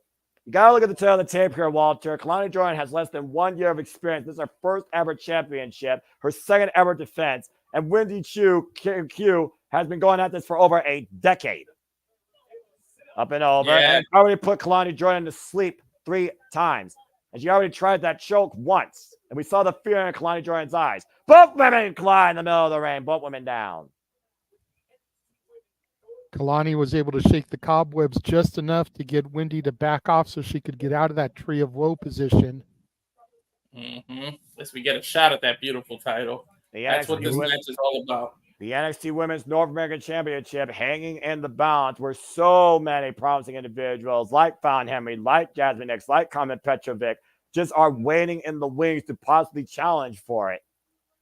And right now, Kalani Jordan looking to pick up speed momentum here. Cartwheel got caught waistlock. German suplex by Wendy Chu. And again, beautiful German delivered by the Sleepy Psycho. 1 step ahead has the challenger been most of this match. Nice.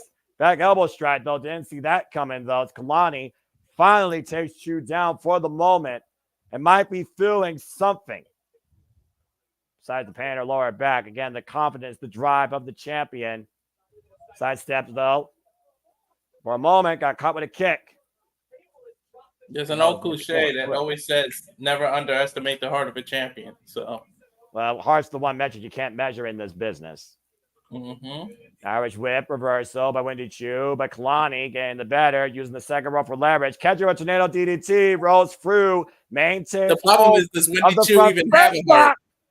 heart? Face first with that DDT cover to retain. Kick out at 2.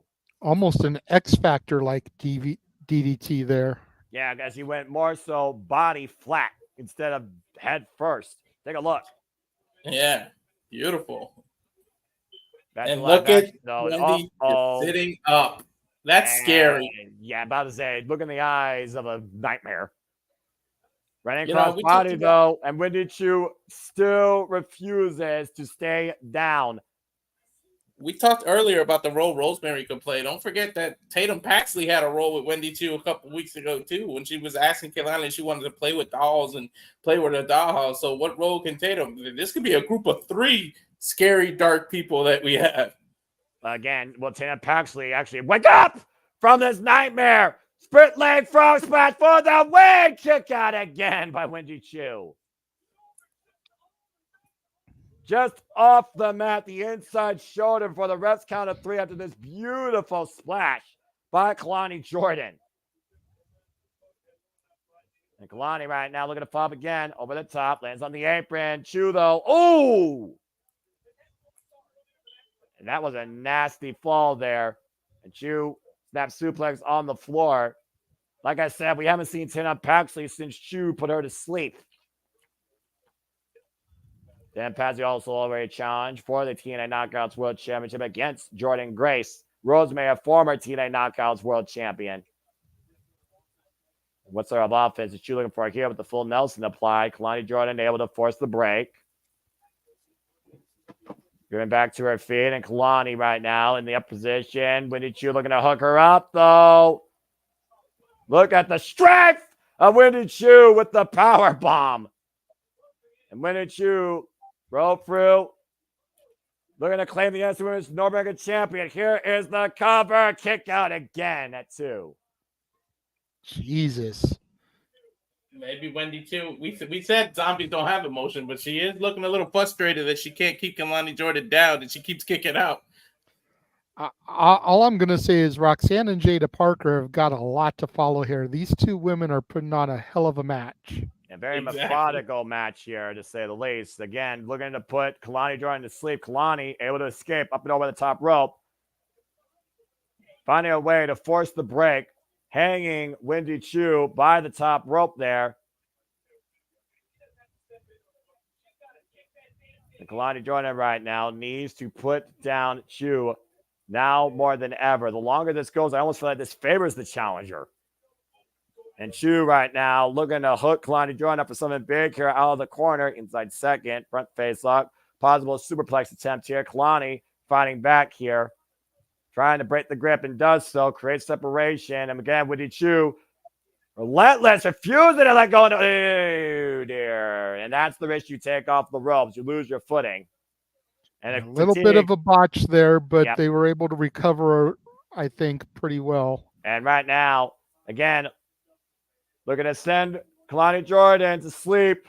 Sleeper right now being applied. Kalani trying to fight back though. Wendy Chu trying to keep her towards center. Kalani Jordan down. Wendy Chu has the hold firmly in. Squeezing the life out of the NXT Women's North American Champion. Body grapevine here. Referee in per position. Will Kalani go out? Will Kalani go out? Kalani still in life left. She's holding on. Her Like arm Walter did go pointed out limp. earlier, the heart of the champion. Mm-hmm. Can Kalani actually do anything here? Can she beat Wendy Chu? Backs her into the corner. Again, fatigue has to be setting in here for both champion and challenger. I think fatigue is what led to that. Go ahead, Walter. No, go ahead, Walter. Noah alluded to experience there. You saw Wendy Chu literally went to the side of Kalani when she was getting back to the corner so that she knew what she was going to try to reverse it to. Oh! So she made sure she bumped into herself into the corner instead of Wendy. Nice flatliner there. A bit of a fake out there by Kalani Jordan. It looks like she finally might have Wendy Chu where she wants her. Kalani going up to the top rope. 450 splash connects. This has got to be it, guys. And Kalani just knows. can't get the pinfall. Well, Kalani She's knows too that. fatigued. Kalani knows also that probably is She's not enough. She's setting her up for that split-legged moonsault. Into the cover. Good night, Wendy Chu. Kalani Jordan retains. What I was gonna say is that fatigue is what probably led to the botch spot there, which just goes to prove that it doesn't matter how long tenured of a vet you are, as it was Wendy Chu, the 10-year vet, that did that. Mm-hmm. You know, a lot of people want to give these young nil athletes and jump on them for botches. You know, Wendy Chu's been at this game for a decade, and even she still makes mistakes. Sometimes people just need to lighten the fuck up. Exactly. People make mistakes as part of the business. And congratulations to Kalani Jordan, who was able to avoid going to sleep by literally the skin of her teeth, as she almost had a nightmare become an NXT Women's North American Champion. But Kalani Jordan proves again that Kalani can do anything. Beautiful 450 splash, knew that wasn't enough. Finally sets up for that split leg moonsault. And Wendy Chu put to rest tonight at No Mercy.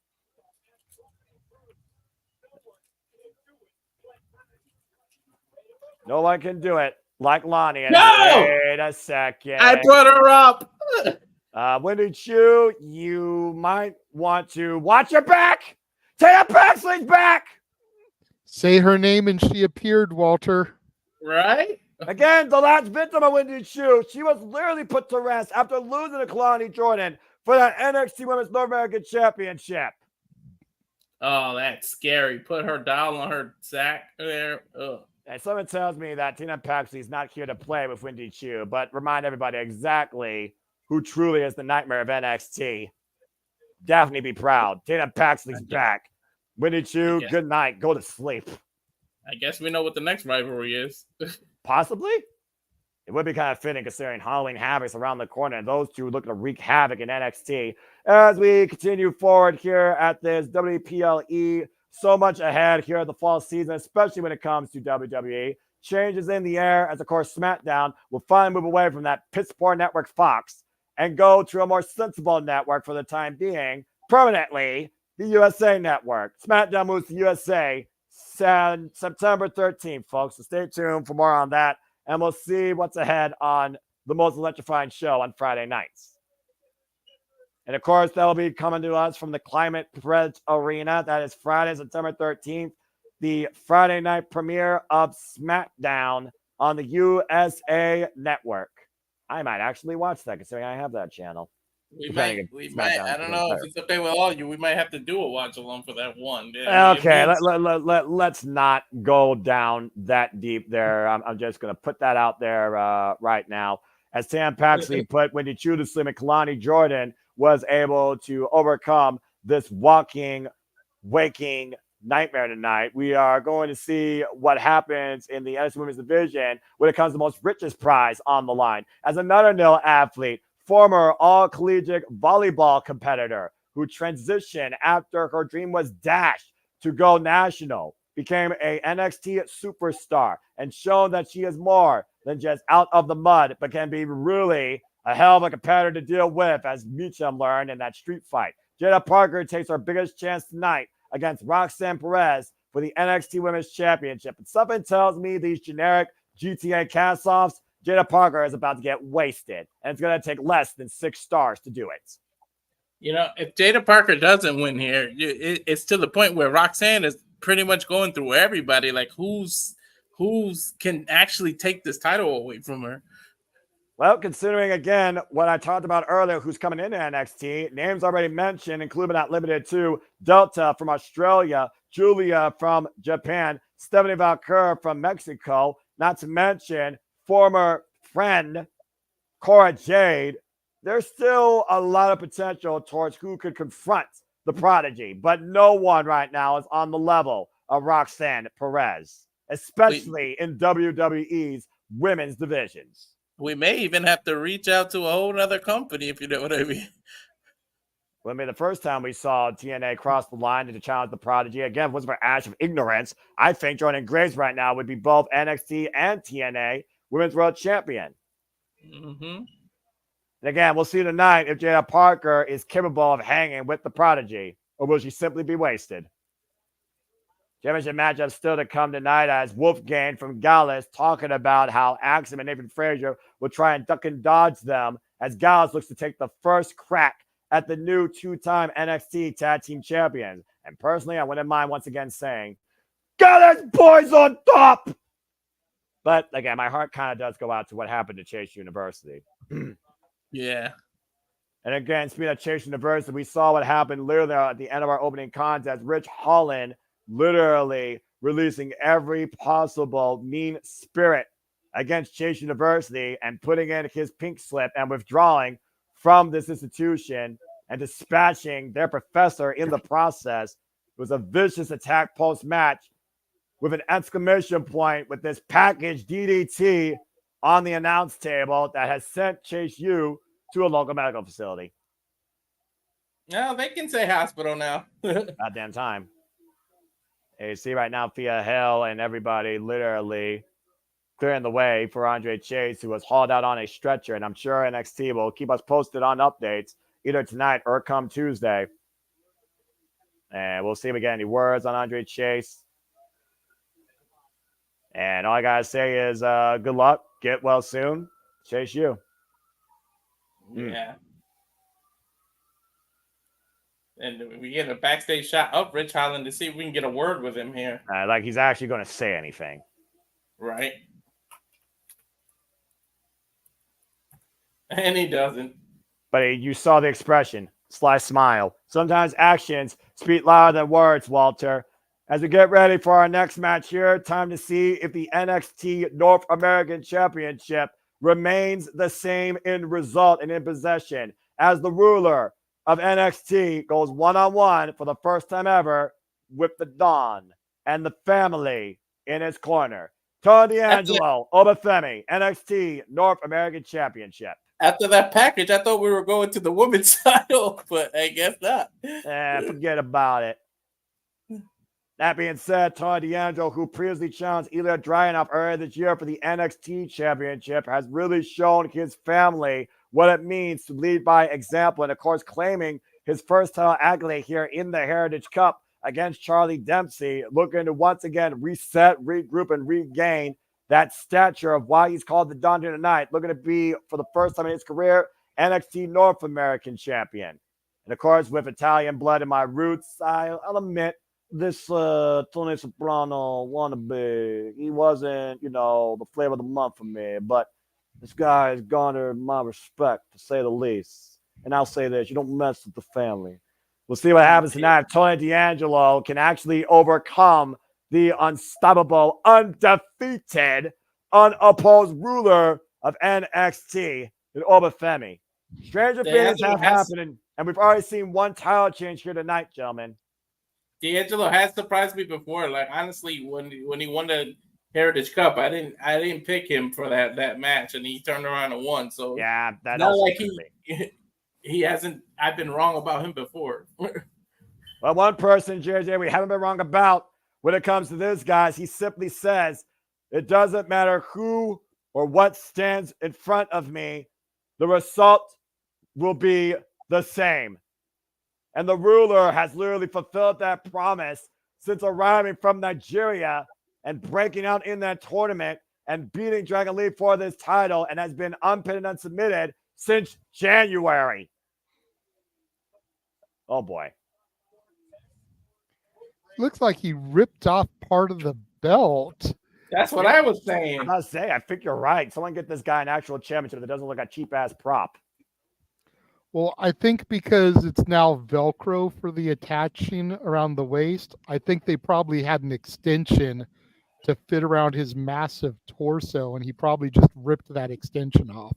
Velcro is such a lame brain, cheap ass. You know what? I'm not even going to go there. No. You know what? This is one thing I will totally co-sign with you about. What happened to the days where people would just buckle the belt around their waist? Damn it. Right? Yeah, right. When I do want to take a moment before the bell rings I'm going to discourage Noah here. He's going to hate hearing this, but Rizzo looks hot tonight. I'm just saying Yeah. her outfit is gorgeous tonight. Calling about time with the two Really men gets and the match. calling about time with the two men in the middle of the ring as I'm focusing here on what brings me to dance. That's professional wrestling. And Tony D'Angelo looking to lead by example for the family. Similar to the tape here, you look at both the size of these individuals. But again, we've already seen Obafemi dispatch likes of Dijak, Josh Briggs, and most recently, Otis. Mhm. And right now, Tony's oh, Tony's no small man himself, and look how Oba just towers him. well, Yeah, again, it's true. about to say nobody right now in NXT can match up to the strength, power, and dominance of Obafemi, but the drive and the heart of Tony D'Angelo, that might be the difference maker here as he drives Oba up and over to the floor with that clothesline. It's like Tony D'Angelo may be the Don of NXT, but he is very much a self-made man. There's a lot of No doubt. people who may feel that Obafemi kind of had everything handed to him. He showed up, entered the breakout tournament. This massive indestructible force just handed the opportunity, immediately cashed in his opportunity, became champion. You know, he hasn't had to put in the hours and the work that a guy like Tony D has. Yep. And to your point, Tony D, again, also nil athlete, zero prior wrestling experience, literally 2 years of wrestling experience, made, found, defined, built the family in NXT. A nice single leg takeover there by Obafemi, though, creating separation here and catching him out midair and driving him into the corner. Obafemi, by the way, the 22nd NXT North American champion in this company's history. His run now is at 237 days, and he is going into tonight his 10th defense of the NXT North American Championship. And separation here, and Obafemi once again unable to come with the Don, catching Tony though coming in, and whoa, wait a minute. Well, I don't know what just happened there. I think it was that back elbow that caught Tony D. Might have knocked his lights out a little bit, but don't. I think Tony D's playing possum here. Yeah, sometimes the family's got to play a little dirty in getting what they want. And also, if you're going to go after a championship, you got to show what you're willing to do to gain it versus retain it. And while Obafemi right now has had to do no cheap tests against anybody here, Tony D might need to show a little bit of trickery if he's going to beat the ruler of NXT. Shoot the half float over, lateral press, kick out 2.5. Again, to your point, let's go back here. He stepped on the right foot. Look at the way the right foot twists. That could have sprained his ankle, actually. So it may not have been that shot to the back of the head, JJ. It might have literally been just poor inverted contact.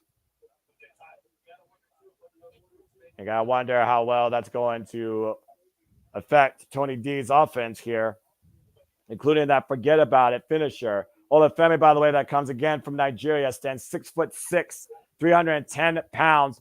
Literally no wrestling experience prior to NXT. And Obafemi right now, driven in the corner, the shoulder box being applied here. Tony D still taking it to him, though. You got to give Tony D credit. Again, we talk about heart and pride all night. Whoa! It took Obafemi up and over with that suplex. Overpowering the ruler. Yeah, almost a Northern Light suplex without the bridge. Tony D, by the way, the weight differential here, less than 200 pounds. And right now, Obafemi once again catching Tony D and setting him for the ride. Beautiful suplex throw there by Obafemi. And right now, Oba firmly in control here. You almost got to think Oba may be a little too overconfident. Look at the way he's smiling, kind of showboating. I never really seen that from Oba. That might be his downfall later. Well, again, when you've been undefeated for literally 7 months, cover, kick out, I think you got the right to be a little bit prideful in yourself. Yeah, there's a difference, though, between being proud and being over cocky, over arrogant. Mm-hmm. There's a very thin line, and I think Obafemi is starting to cross that line from being a proud North American champion to being arrogant and thinking that nobody's able to touch him. That's why I'd love to see him go up against another monster and a guy like PCO at Halloween Havoc. And of course, monster versus monster. But the of course, French Canadian Frankenstein. The match everybody wants to see, and hopefully it will stand deliver. Everybody wants to see Moose and Obafemi tear into each other. But JJ talks about crossing that line. Once you cross that line, that's usually when somebody comes around that's there to put you in your place. Mm-hmm.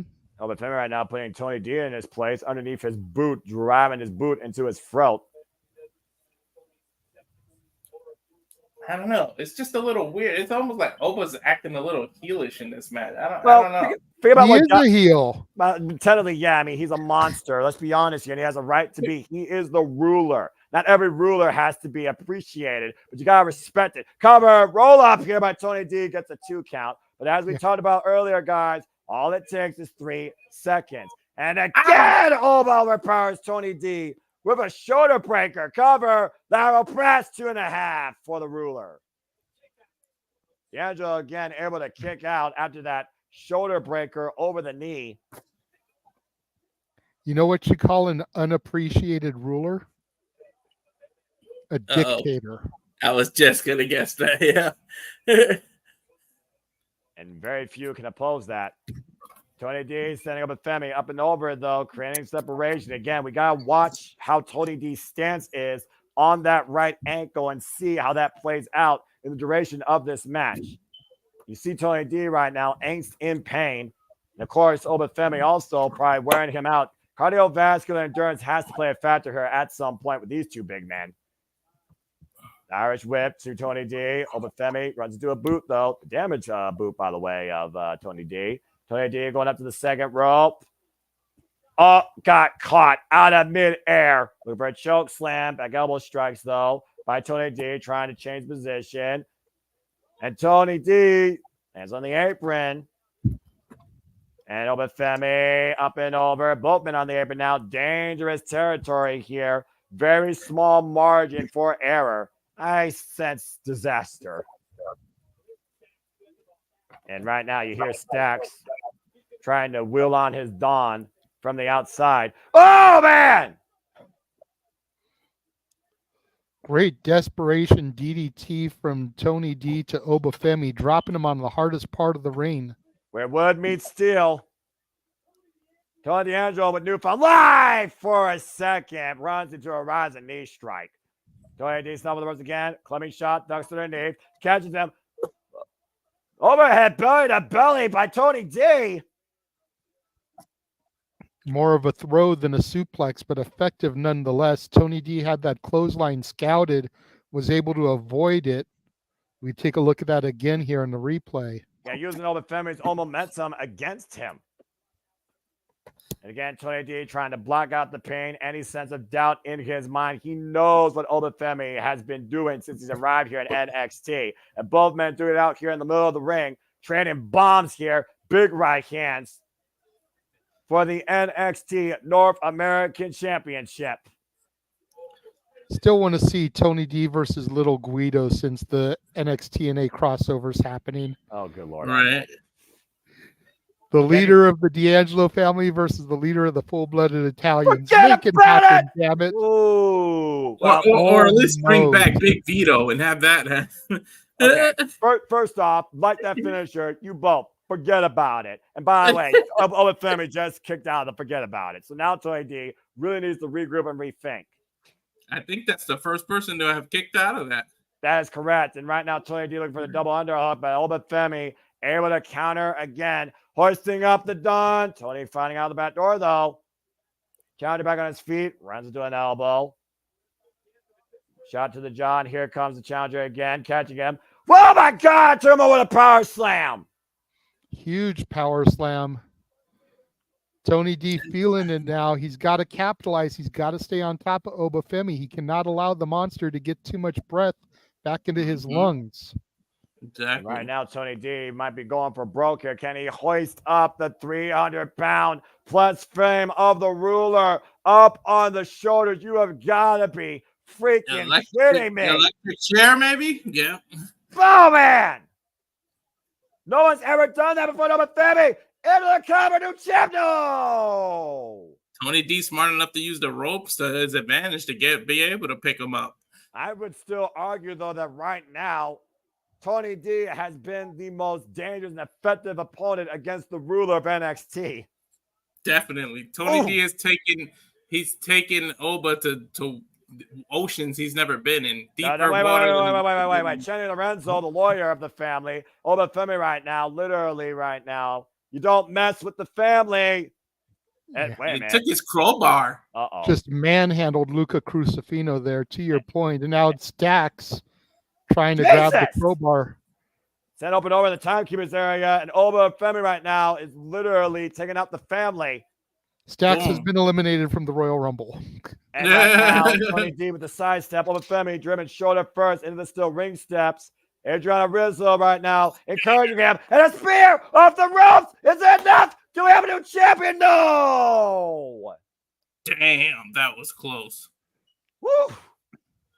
As we take a look at the replay here, JJ. Yeah, seriously, if nothing else, they are making Tony D look like a viable contender to any championship. And remember, maybe he may not be the guy to beat Oba Femi, but the way they're building him here, he could very easily be the next NXT champion. Not with that release toss power bomb that just happened. I think Oba Femi is ready to finish this. Saliva and the spit foaming at the mouth there. I see him up again. Tony D, though, escapes out the back door, lands on his feet, fighting for the pain. Both men driven to the outside, up and over with the clothesline. But D'Angelo's still standing. Well, never mind. You were saying, Walter? Yeah, exactly. Clubbing shot, taking Tony D down on the apron. And Oba Femi right now hoisting up Tony D again. Pop up power bomb. Forget about it. No! The Don just kicked out. Look at the look on Oba Femi's face. And to your point earlier about no one's done before, no one's kicked out Oba Femi's pop-up power bomb. Tony D just did that. Holy hell. That goes back to JJ's point where they're really making Tony D look like a strong contender. Sometimes they said in White Men Can't Jump, sometimes when you win, you really lose. And when you lose, you really win. Mm-hmm. So even in defeat here, even if Tony D loses, like I said, they're building him up like he could seriously be a viable contender for the world title. In the counter, D'Angelo's own pop-up power bomb release of sorts, unable to capitalize though. Especially if the babyface of the year wins it, and and Joe Henry actually wins it, you need a strong, liable face to go. Heel to go against them. Tony D's right there. But again, do you believe right now in Tony D upsetting the ruler here and claiming the NXT North American Championship? The family clearly believes. Camera shot there from behind the family as Oba Femi lines him up in the corner. Ooh, running elbow. Continuing to push through. Oba Femi hoists him again. Power bomb. Jackknife version of the power bomb. And again, looking for another sit out power bomb cover two. The ruler remains on top. Oba can't deny that he's been in a war tonight, though. He's been in a hell of a fight. But at the end of the day, the result remains the same. Oba Femi is still undefeated and NXT North American champion, but mad respect to the Don. Arguably Oba Femi's toughest challenge to date. And who would have thought that Tony D would be that guy? Again, Tony D, who surprised the hell of us, surviving unlike anyone else, that pop-up power bomb. I thought he was dead to rights. I know, especially after it looked like he tweaked his ankle in the early going, to be able to get that much out of the gas tank after that just goes to show what a warrior Tony D is. Yeah, he hurt that ankle and went another 10-15 minutes in a match. Again, I think the family definitely respects what the Don put forth, but you can't deny what the ruler constantly proclaims. The result remains the same. Congratulations to Oba Femi as his run of dominance continues. Look at that look he's giving the family. Maybe he's respecting them now. Well, again, we talked about before, sometimes the greatest respect is earned through combat. And while I'm not a betting man, I definitely will never bet against the likes of Obafemi. I know that for sure some people will literally bet their house to see what happens next year from the entertainment capital of the world. Allegiant Stadium will play to the stage of WrestleMania 41. And all I got to ask you guys, like Triple H says, when it comes to April 19th and 20th, Easter weekend 2025, are you ready? We'll be covering WrestleMania here from virtually Las Vegas. WrestleMania 41, April 19th and 20th. And Matthew, that's the question of the year there. That's the question in NXT right there. We just don't know. Well, I will say this, though.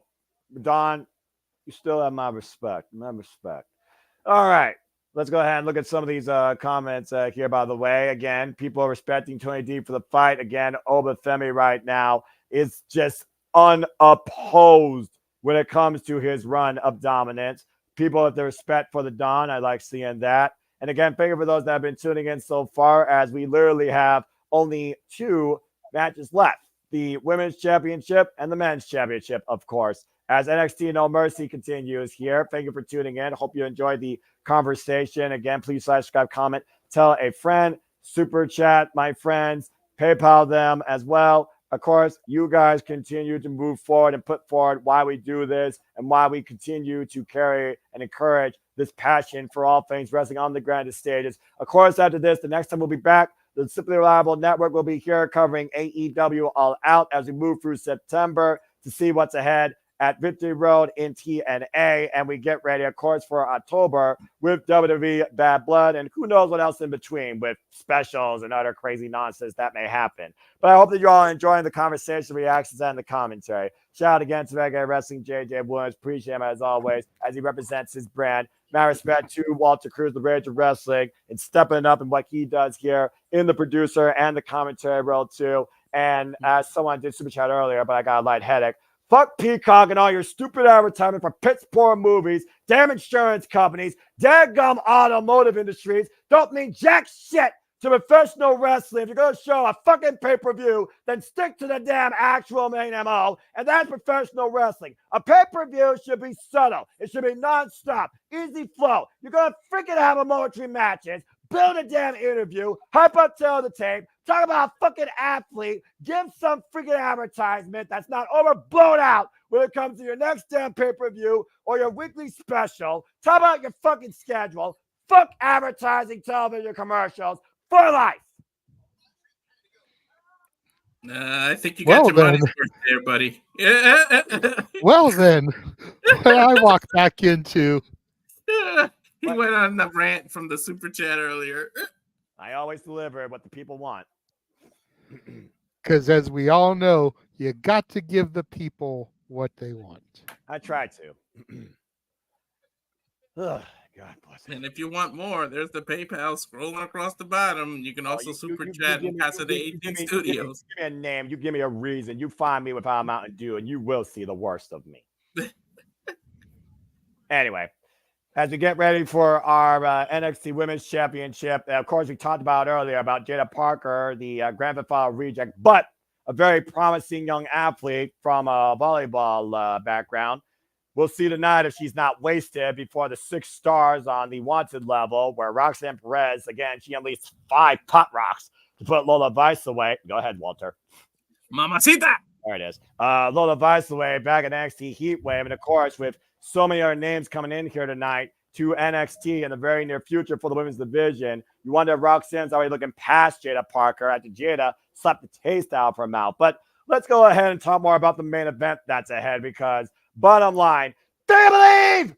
As we, of course, have All Ego with Page in the era of Ego defending the NXT Championship against that man himself. That's 250 pounds of pure motivation. The answer to all life's questions. I am talking about Joe Hendry.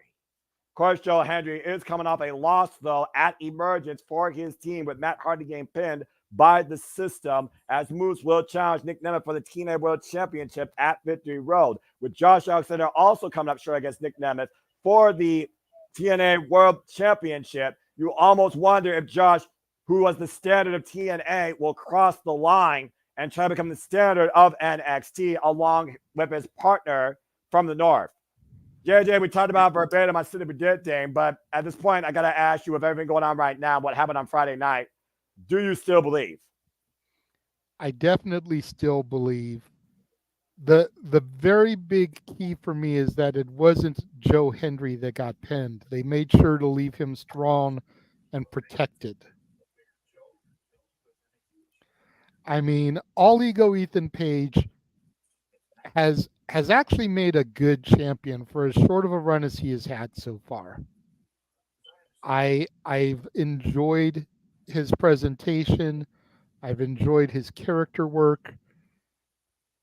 Definitely using him a lot better than his former employer did, to be sure. And with that being said, it truly is an ex AEW guy versus a TNA guy for the NXT championship in WWE. Mm-hmm. Like, What the hell? you want to, yeah, who would have thought we'd say something like that? I stopped playing bingo a long damn time ago. Mm-hmm. It's This is going to be a tremendous match as we go backstage now. Zachary Wentz being interviewed, Trey Miguel with him. By Sheriff Schreiber. I Again, may have won the match, but I lost a brother. well, you know, the price of victory and the thrill of it, and the bitter taste of defeat. I'm a little worried. The fact that they're leaning into how Trey Miguel is his close friend and his brother, and that look on Trey Miguel's face, that little thing I brought up earlier might happen. You never know. Trey Miguel might turn on him too and side with Wesley. I mean, he is a former X Division champion, but it was Wentz that came into TNA and helped Trey become TNA Tag Team Champion 2 times over. So you never know. But for right now, smoke them if you got them. The Rascals stick together, and they're victorious. As we get ready for our semi-main, I'll say it once, I'll say it again. Nia Jax, Liv Morgan, learn something. It is time for the NXT Women's Championship as the champion on another level. The prodigy, Roxanne Perez, defends against Jada Parker. And Jada may be wasted.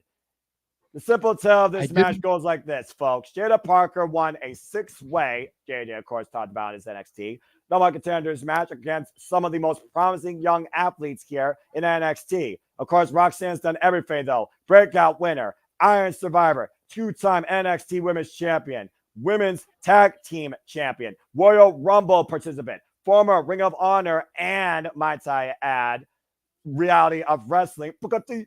Diamonds Women's Champion. But ever since Roxanne became her own hero, she has been on the greatest run in her professional wrestling career. Of course, Jada Parker, of course, 0 prior wrestling experience, while the prodigy, literally trained by Booker T over a decade plus, has been a standard bearer for women's wrestling in this industry. Jada Parker, of course, who has been taking it to the likes of Meacham, the OC, Lola Vice, So Ruka, and of course was also involved in the inaugural NXT North American Women's ladder match for that championship. Why she's looking to prove that OTM is far more than a lame brain name, and she is more than a Grand Theft Auto cast-off gimmick. It was Roxanne Perez that won this title back against Lyra Valkyria, of course, at Stand and Deliver.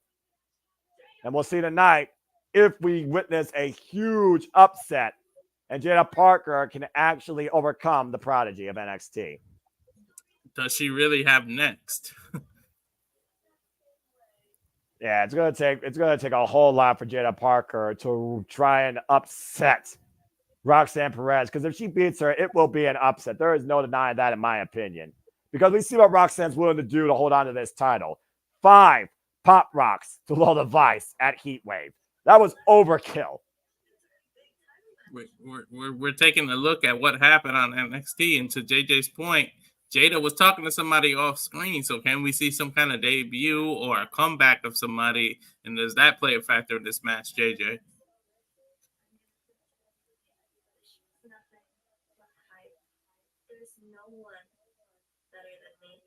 And again, JJ right now is muted, so he's just taking it in, because we're going to see tonight if Jada Parker is more than just hype. Well, I love me some Jada Parker, man. Gee, I wonder why.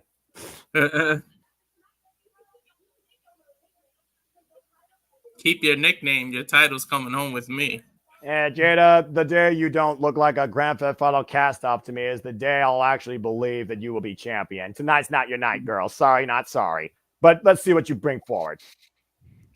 I definitely will agree with you. Tonight is not her night, but do not sell Jada Parker short.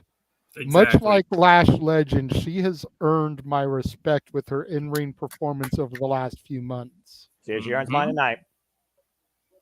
I really think she needs to leave that group behind. She's well on her own.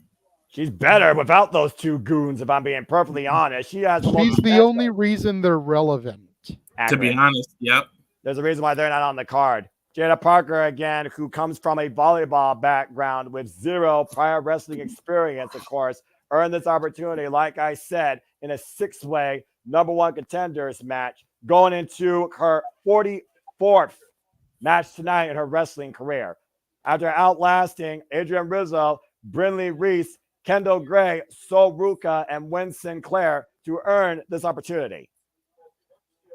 Even that stupid dance Jada again makes me laugh. But JJ, I don't know if you were having tech issues, but I was asking you what factor does whoever that is that Jada was talking to off screen play tonight? Like, do we see a debut or a comeback of someone tonight?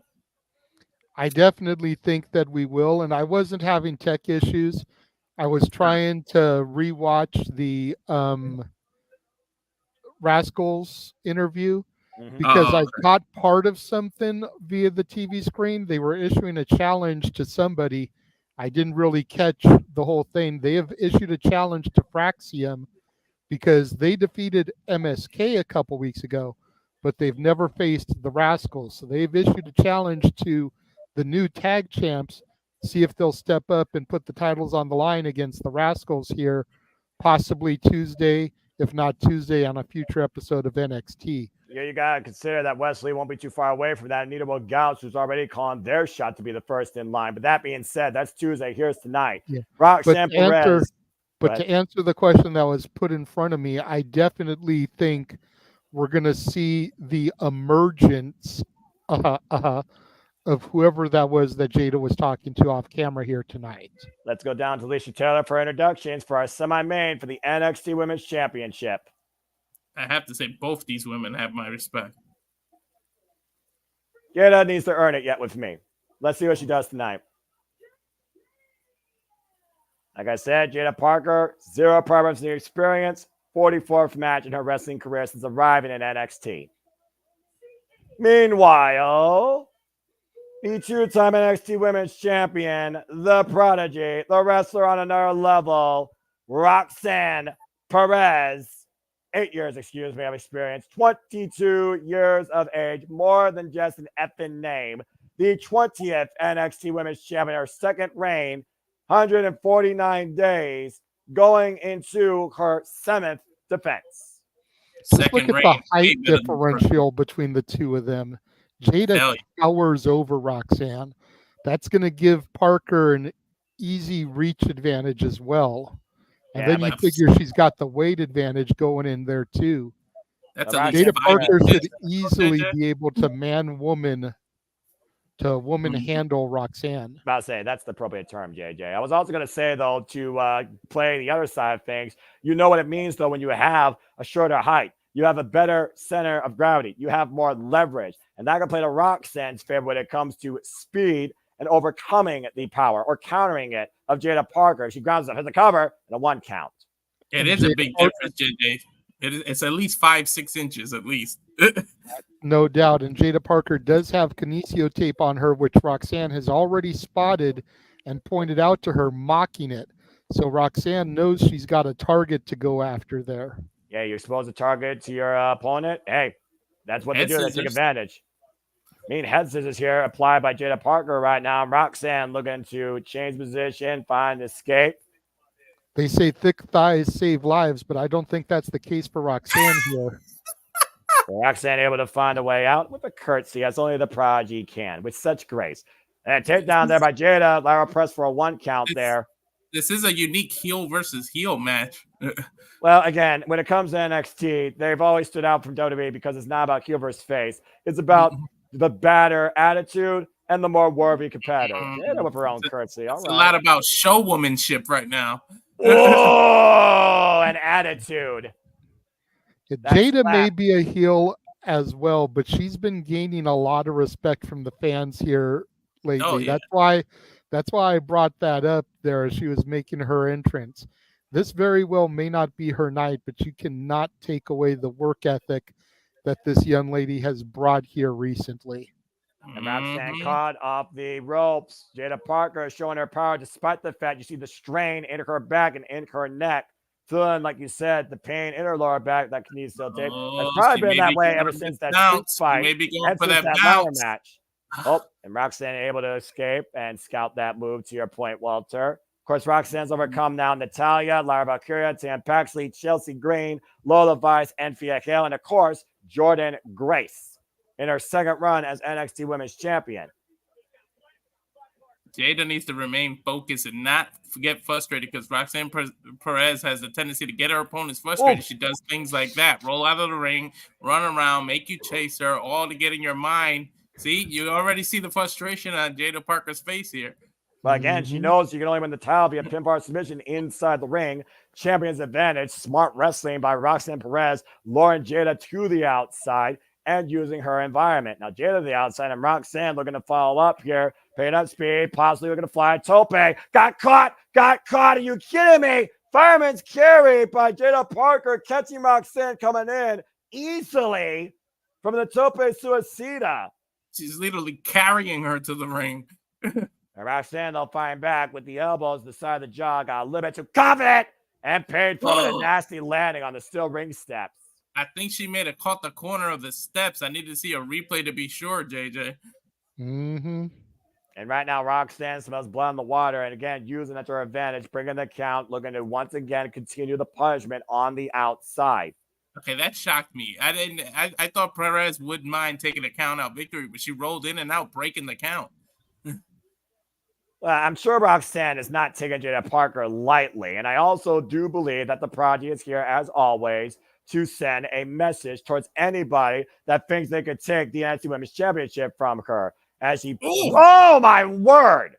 Unique offense by Roxanne Perez. They're using the steps to her advantage. Referee discretion. That was full view of the referee, but it's referee's discretion, as we all know. Like I said, use the environment. She did not literally use it as a weapon. It was there and she exploited it. Almost sort of a curb stomp of sorts, pushing Jada Parker torso first into those steel ring steps. And obviously the knee steel tape, as you pointed out, is on compromised core. Got a count of 9 there before Jada Parker was able to get back in the ring and break the count up. And Roxanne just unrelenting, stomping her midsection there. I love this attitude by Roxanne. I love the drive, the fire. I love what she's willing to do to show why she is the best, damn it, in NXT and arguably in WWE right now. A lot of people can learn from her. Cover here, hook of the leg, 2 count. I love her second reign in general. Like, her second reign is so much better than her initial one. Clearly the first reign collapsed her. She collapsed under the pressure. She knew she needed to change. She knew what she needed to do to become a better in-ring athlete. The Roxanne Perez is literally the prodigy because she's constantly evolving. And this is why NXT's got one of the hottest women's divisions on the planet and the second best in the country. And right now, Roxanne, in my opinion, body shot by Jada Parker here, though. And again, to your point, JJ, the reach right now playing in favor of the challenger.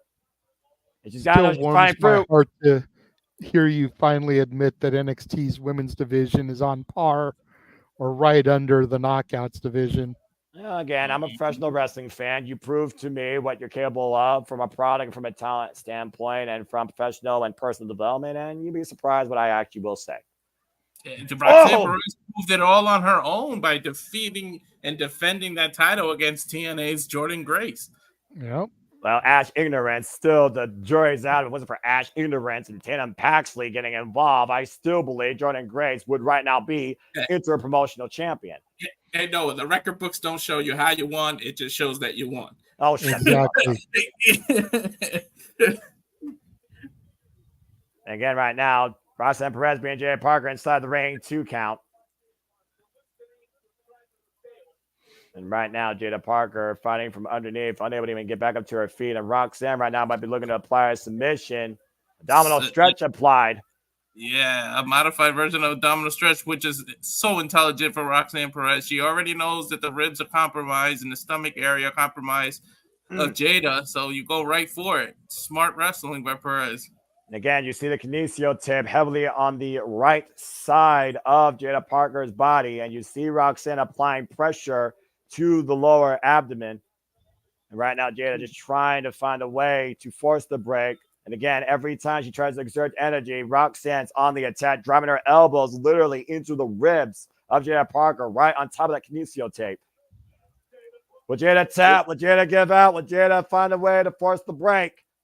Jada being reluctant and screaming no at the referee. Well, Referee's asking her if she wants to give it up. I don't can imagine she's screaming in pain. I mean, it's hard enough to breathe, let alone fight when you got ribs compromised here. And again, Jada Parker fighting back, though. Roxanne meeting her in kind. Both these women slugging it out, duking it out here. Jada Parker looking to prove Roxanne wrong. Go ahead, Jada. The longest reigning NXT Women's Champion is very fond of saying that no one is ready for Asuka. I think this match, as much as I want to give Jada credit, I think this match is proving that she is not on Roxanne's level. I'm so Keep her in the North American title picture for right now, but Roxanne is on a whole other level compared to Jada Parker. Adding injury, insult to injury. Roxanne mocking Jada Parker with the corner move that she's famous for. Hey, if you could do it better than your opponent, why wouldn't you show it off? Take a look at the replay here again. Got all of that.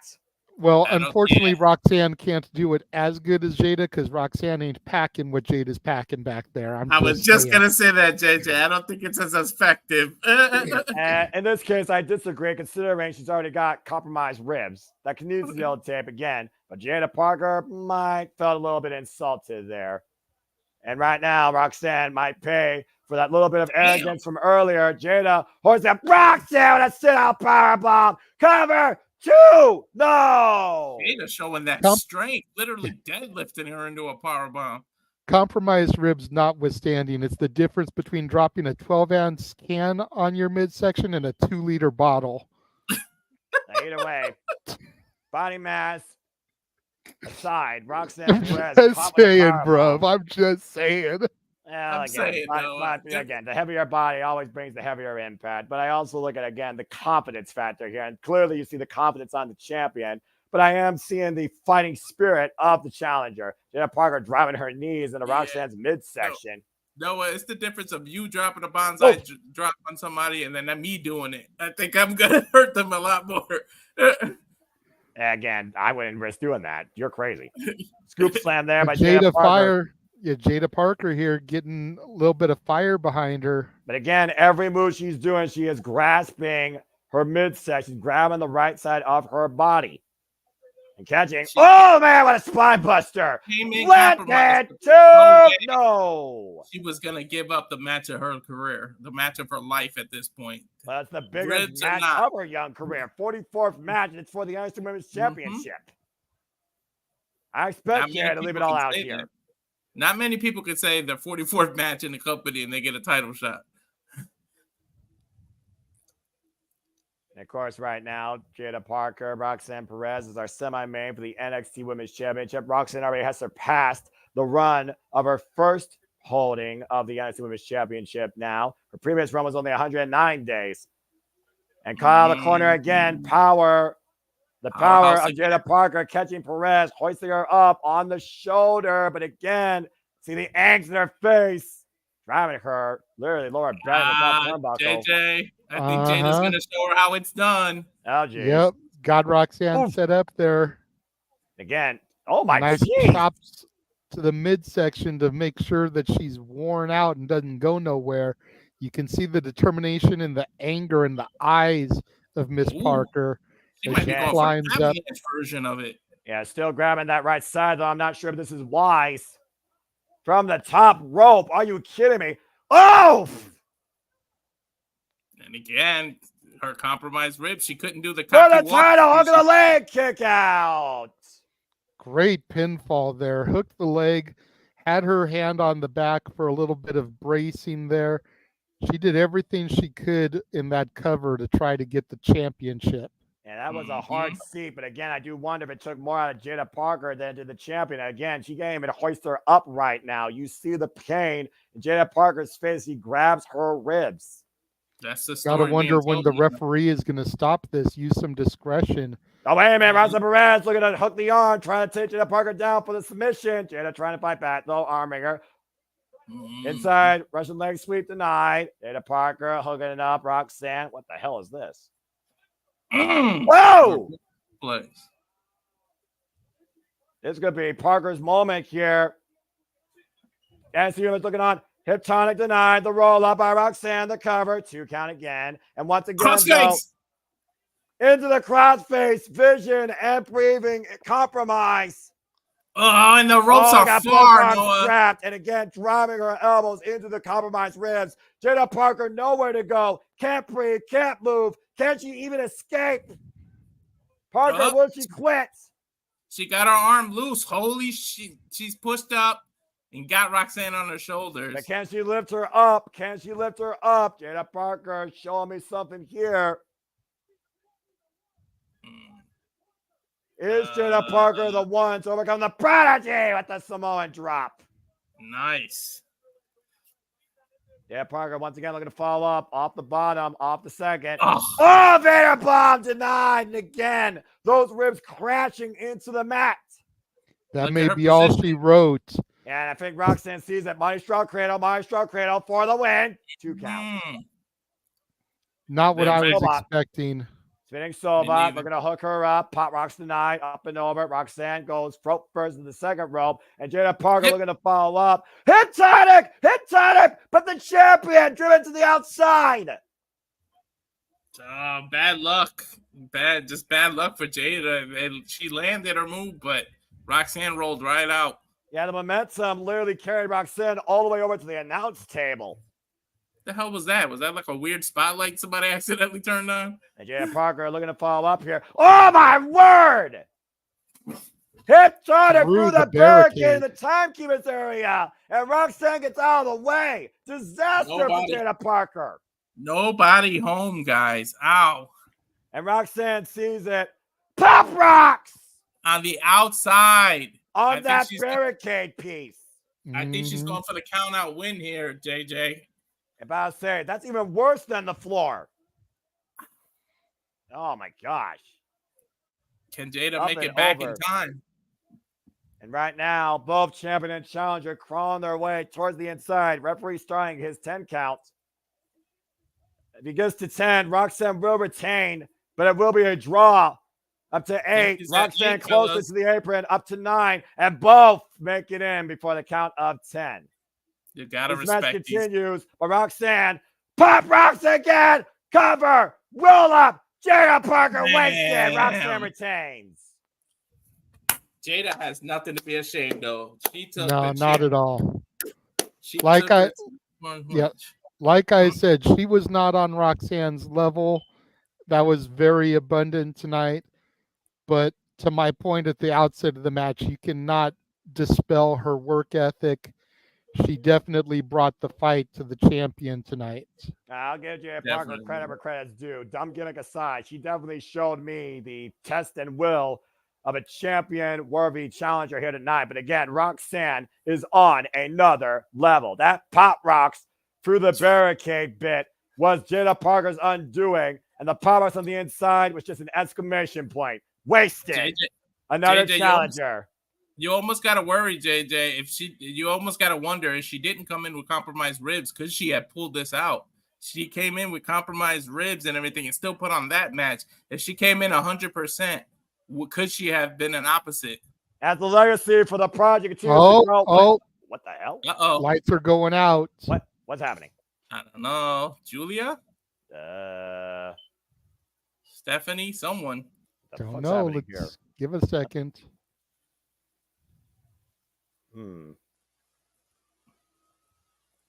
Who's coming Holy out hell. through the shadows, out of the fog? Oh shit! Cora Jade! Wait, that's not Cora Jade. Oh, wait a minute, you're right! Julia. The It's rumor Julia. got true! Beautiful Insanity, former World of Stardom champion, Julia, is in NXT! Business has indeed picked up, fellas. She had the same hair job for a moment as Cora Jade, I thought, but boy, am I looking at a much more capable athlete here in this Joshi. British, Tuesday. Italian, Japanese born, leader of Donna Del Mondo, recognized name from Stardom, Julia, confronting the Prodigy. JJ, Tuesdays just got a hell of a lot more interesting. And Absolutely. suck it, Ron SmackDown. We saw Julia in the crowd for Oh, Stand boy. and Deliver, and haven't seen her since, as she still had some obligations in Japan that she had to finish up. But those obligations are over, and she is now staring eye to eye with the Prodigy. If anyone's going to be on the Prodigy's level and challenge her legacy, it very well might be this individual who brings nothing more but beautiful insanity. Julia is here in NXT. Did you see the death grip Perez had on her title? It's funny because you could see Roxanne was almost having a hard time staying in gimmick because she's so happy that Julia's here and she's got her to face off against, but she's trying to stay this bad bitch in gimmick. I'm about to say, unlike some people in this business, Roxanne Perez actually welcomes challenge, welcomes defending her championship constantly, and is not afraid to put up against anybody in and out of the company. That being said, Stardom and Marigold's own Julia is officially here in WWE. And I'm all ready for this. This is why we have Noah to give you history lessons here. Yeah, Julia, who was involved in Stardom since literally the early 2020s, came from an ice ribbon, of course, alongside former sister and roommate, crazy girl, Suzu Suzuki. She led this faction called Donna Del Mundo with the likes of Thekla, Mai Sakurai, Natsupoi, and of course, many others, and they ran roughshod over Stardom for literally 3 to 4 years. At one point, she literally risked her hair and had to relinquish the title due to injury against her friend Suri, where Suri and her had a fallout, and Suri started her own faction. We've seen the growth, the professional development of Julia since she came back to Stardom. I have personally. At one point, she really held the red title, of course, the World of Stardom Championship, before losing it to her rival, Tam Nakano, and then went up to Rosie Ogawa's new promotion, Marigold, to establish it. Now that Marigold's been established and Saray is the inaugural Marigold Women's World Champion, Julia has fulfilled all her obligations. She set a Rivadenci, and now she's here in America and here in NXT. She said sayonara. Quite literally. Well, no, she said Rivadenci. She's Italian. Yeah. Anyway, that being said, Julia is no one to take lightly, all right? You thought Asuka was a force to be reckoned with? Wait till you see this Joshi run roughshod here in NXT. Good luck, Roxanne. You're going to need it. But you know what this means, gentlemen? There's only one match to go, and do we believe? We talked a little about earlier. So yeah, let's go ahead and dissect it a little more. Since I already did my rant about Peacock again. Fuck this service. That being said, we definitely believe in Joe Hendry, but again, this era of all ego, since even Page literally stole the title while unconscious at Heatwave, pinning Trick Williams after the Javon Evans after the trick shot, and of course Sean Spears pulled him out to the outside. Joe Hendry, though, we've been saying his name for months. He finally appeared, and he has literally been a motivational refocus of NXT. And the caveat here, since Ethan does not respect any of the NXT officials, Trick Williams is the special guest referee. And why there's so much here for Joe Hendry to get, there's even more for Trick Williams to gain. Because Joe Hendry promised Trick when he wins, you have the first shot at the championship. But Trick, he holds control. He has to remain emotional in an emotional situation. He has to remain unbiased. He's already confronted both champion and challenger, saying he will call it right down the middle. We've seen enough times in this business, special guest referees sometimes tend to go their own way. We also know that Pete Dunne is looming and says Trick Williams will even make it to Tuesday. So that being said, Walter, do you believe that Joe Hendry can become the face of NXT? Does Trick Williams get what he believes in that he deserves? Or once again, do we live in the era of ego? He can. I believe he can be the face of NXT. I just don't believe he will. I just got a feeling that the key is that Trick Williams is a special guest referee. There's going to be some kind of ref bump. Something's going to happen where another ref has to come out, and Ethan Page can take advantage of that, and that's where he gets the 3. I'll be happy as hell to be wrong and to see Joe Hendry win this title, but I just got the feeling that there's a reason Trick is the referee. There's something that's going to happen. I don't know if he can remain partial. I could be completely wrong, but it's just hard for me to believe that we're gonna live in this whole new era. And the fact that Ethan Page hasn't had the title that long, he came from AEW. He's in this main event already. NXT treating him a hell of a lot better. But I think we stay in the all ego era, at least for a little bit. And of course, talking about NXT, of course, JJ's brand will evolve as they go back on the road and they move to the CW officially come the beginning of October. We already got 2 major shows coming up. Allstate Arena will feature CM Punk October 1st, while St. Louis will feature Randy Orton October 8th. Let's go backstage to Strava real quick, though, with the NXT General Manager, Ava Raine. As, of course, we are talking about the situation, the fallout from Chase University and Rich Holland literally being expelled and withdrawing, and dropping the professor in the process. Fair enough. And of course, we have new NXT Tag Team Champions. I still say bullshit that we got new champs. Ironically, I actually agree. Mm-hmm.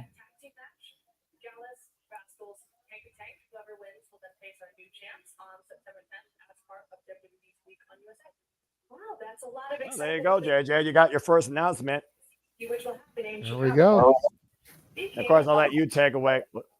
Tonight, Joe or Ethan will defend that NXT championship as part of our launch show in Chicago.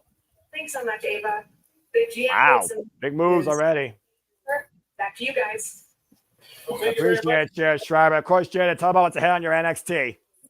We'll rise up. Well, like we just heard, we got Hank and Tank versus the Rascals versus the Gallus Boys to see who will become the #1 contenders to our new NXT Tag Team Champions Fraxium. Also this Tuesday, Oro Mensa will take on Lexis Keene in one-on-one action. Of course, as Noah calls them, the TikTok rejects will be close by at ringside. And then Trick Williams will be taking on the former Butch, Pete Dunne, the Bruiserweight in one-on-one action as well. Speaking of Big Pete Dunne, does he have a role here tonight? Do you think, JJ? We will find out. But before we get to all that, it is the leader of the All Ego era taking on the man that everybody except for Keen A-Train believe in, Joe Hendry, with Trick Williams as our special guest referee. The Whoop That era ended at Heatwave 2024, where All Ego Ethan Page won the title while unconscious, pinning Javon Evans, and NXT became truly all about him.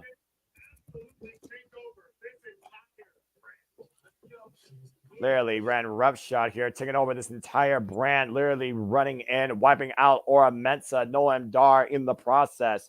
The era of Ego has ran roughshod here. You mentioned yesterday during Bash in Berlin about how quickly KO debuted in NXT and became NXT champion. I posted in the comments, but I didn't hear you guys talk about it. Is Ethan Page the only man to rival KO as far as the quickness and ascension to champion? And did he even beat KO? To answer your question, yes and yes. KO originally was the quickest to win the NXT Championship when he arrived, and Oliver Page beat that record with what he did at Heatwave. But what's more important here is not what All Ego did. It is the arrival of Joe Hendry. We said his name, he appeared, and he likes being here in NXT, to the point I actually believe that Tuesdays are worth engaging with. Let me ask you this, guys. Joe Hendry wins the title here. We're gonna take a trip down fantasy book land. All right, go for it. Joe Hendry wins the title here. Do we see Joe Hendry versus CM Punk and Joe Hendry versus Randy Orton? Like, damn, can you imagine that, gentlemen? I would book that, especially the CW premiere is in Chicago. I would definitely book that. Well, again, it's one of those things, though, that all even Page didn't even want to defend his title, let alone against Joe Hendry. He was literally putting his hands on officials, but it was Joe Hendry that got the better in a triple threat number one contenders match after Trick Williams, who lost to Pete Dunne at Great American Bash, wiped out, of course, Pete Dunne with the trick shot. And of course, we had a great concert where we learned a bit about Ollie Griffin Page's workout choices and attire. Okay. Believe in Joe. Ethan, put on some clothes. Another instant classic by Joe Hendry. Mm-hmm. Oh my gosh. So how much has Joe Hendry already been in Ethan's head? How much has he been on everyone's head? Joe Hendry has literally been the number one thing to believe in NXT. Besides But the can Prodigy. his ego take it? He's all ego, but is his ego already bruised? Well, the last time his ego was bruised, to your point, was when he was pinned 1, 2, 3, 1, 2, 3, 1, 2, 3. When it mattered, he got the victory. But this time, though, he has to deal with two things that really have affected his ego. Trick Williams and Joe Hendry. And tonight, if Trick believes in Joe Hendry as much as we do, we very well might have a new face of NXT. And his name may be Joe Hendry. Oh, here we go. But first, as customary, JJ, go freaking ahead. Damn it. Whoop that trick. Whoop that trick. Uh-huh. Huh? I like it. Yeah, dog. Oh, yeah, man. I can't even keep it going. It's so fucking stupid. Oh, yeah, man. It is such a bop by that AI-generated dickhead. I hate you for that. Oh, Lord. That being But you said, know what? It is catchy as fuck. How can you really hate on it? Trick Williams and Joe Hendry, the two best songs in wrestling right now. You know, that's hard to argue considering, again, I'm all about that bass, but I truly do believe in Joe Hendry. But I also do believe that Trick Williams is going to call it down the middle, but will he be involved in the final decisive 3 count? That's the question. Yeah, of course, Pete Dunne could be lurking around in Denver, Colorado, guys. Yeah, I'm about to say, JJ, what do you think is more on Trick Williams' mind? Pete Dunne or the fact that if Joe Hendry wins, he finally will get his much sought after rematch for the NXT Championship? I think a little of both. I mean, maybe Trick Williams won't screw Joe Hendry just because he'll be able to get that title shot. Say his name and he appears. I believe in Joe Hendry. I believe in Joe Hendry. Do you believe? I believe. King, you're a hater and I hate you for it. This is the man, the longest rated digital media champion, a guy that's worked his entire life to get to this moment. 250 pounds of pure motivation, found his character and literally his place in wrestling through TNA. His name is Joe Hendry, the biggest. And my dad even believes in Joe Hendry. The biggest up-and-comer and global sensation this year in all of wrestling, motivating the masses wherever he goes, looking to claim his first world title. My 8-year-old doesn't even watch wrestling and know who Joe Hendry is and believes in him. Look at that sight. That is one of the most beautiful sights I've ever seen. Joe Hendry, of course, comes with us all the way from Scotland. Let me see if I can get him to come here. I'm gonna ask him who's. Oh boy. Joe Hendry has been involved in this game for 11 years. At 36 years of age, former Respect Pro Wrestling Champion, Defiant Internet Champion, Impact Digital Media Champion, ICW Tag Team Champion, WCPW World Champion, and looking at that to become NXT Champion. Oh boy.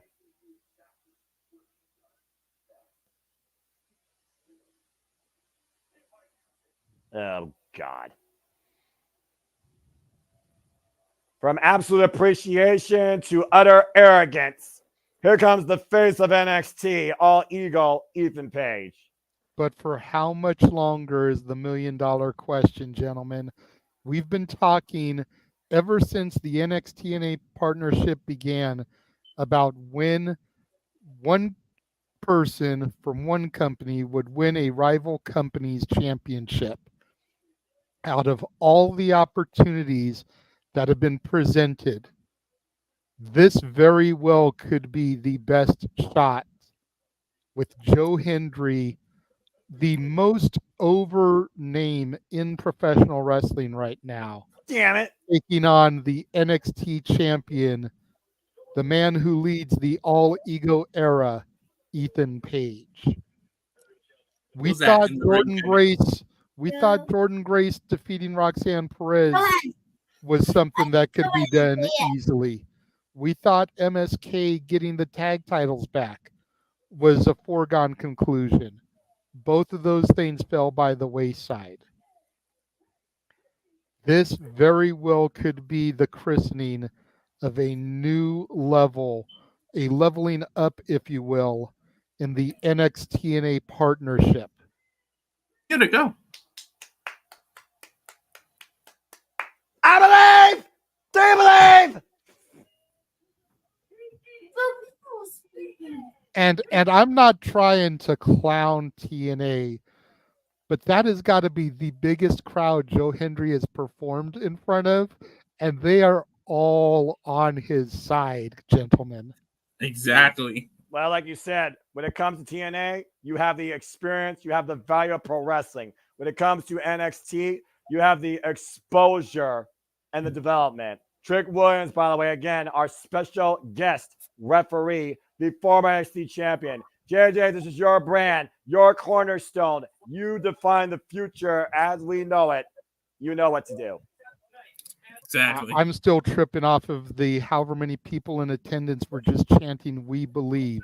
The challenger, Joe Hendry, representing TNA. The champion, All Ego, Ethan Page, representing NXT. Facing off in the middle of the ring for the NXT World Heavyweight Championship. Trick Williams, the referee. The bell has sounded. And gentlemen, here we go. Our main event tonight at NXT No Mercy to define the face of NXT before we move to CW. And you see All Ego right now, jaw jacking the referee, can't put his hands on an official here. And you know Trick Williams will not allow Ego to literally disqualify himself. He needs to stop focusing on the ref and focus on Joe Hendry. First time ever one-on-one matchup, by the way, guys. Joe Hendry and Ethan Page, continental tie-up here. Ethan Page, the 31st NXT champion in Cummings history at 57 days. Right Neither now, man really giving an inch in this collar elbow tie-up. Already, Trick Williams in the middle. Again, Trick Williams right now creating separation. Again, 5 count in the corner. We thought Seth's referee shirt was unique. Look at Trick. We never seen a referee just half a shirt just showing off the abs. Trick reminds me of a UFC referee, the way he's commanding the respect there. Yeah, exactly. And with the dreads, he reminds me of, what was the guy's name, Walter? Herb Dean? Herb Dean. Yep. Again, he just did the exact same thing to Page as he did to Joe Hendry right now. This referee is showing no bias whatsoever. At least in the early goings. A lot of people suspect some kind of heel turn from Trick costing Joe Hendry. But you got to wonder, if a guy is willing to give you a title shot, the first shot, why would you cost him the championship? Exactly. Why wouldn't you go in his favor? Exactly. Or maybe he just call it right down the middle. Well, that's And what he then when said. you fail to win the title, execute the heel turn.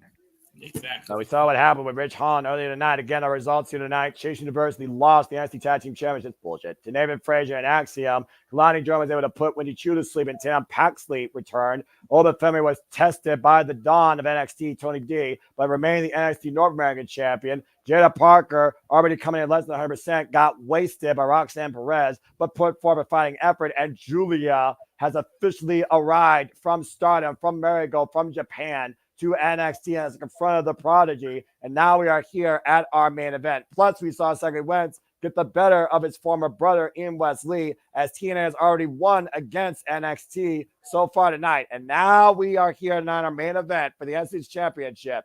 Oliver Page versus TNA's Joe Hendry. Imagine this too, guys. When you're the champion, you get to call your shots. Imagine Joe Hendry wins the title here, and Trick Williams has to walk through that portal, and you end up seeing an NXT championship defended on TNA pay-per-view. Again, so much can be Love opened it. up here in this interpromotional partnership if Joe Hendry becomes the NXT champion. Of course, we know what's next in TNA is Victory Road, and we know the TNA World Championship will be on the line as Nick Nemeth will defend against Moose. As Josh Alexander, North running mate tag team partner of all Eagle Ethan Page, lost against Nick Nemeth in the hour-long Ironman match Friday at Emergence for the TNA World Championship. And why he called Joe Hendry a walking meme, a joke. Imagine what this would do to Josh Alexander's ego if Joe Hendry becomes a world champion in our company. Mm-hmm. Ethan Page tried to give a couple of shoulder tackles to Joe Hendry, wasn't able to budge him. Joe Hendry took down All Ego with one of his own. Noah, did I hear you correctly when you said that Fraxium won the titles from Chase University? Did I hear you say bullshit? I did. Do you actually believe in Chase U now, sir? And what Andre Chase demonstrated, I sort of do. Cover! Kick out. I will take that, Walter. Did you hear that?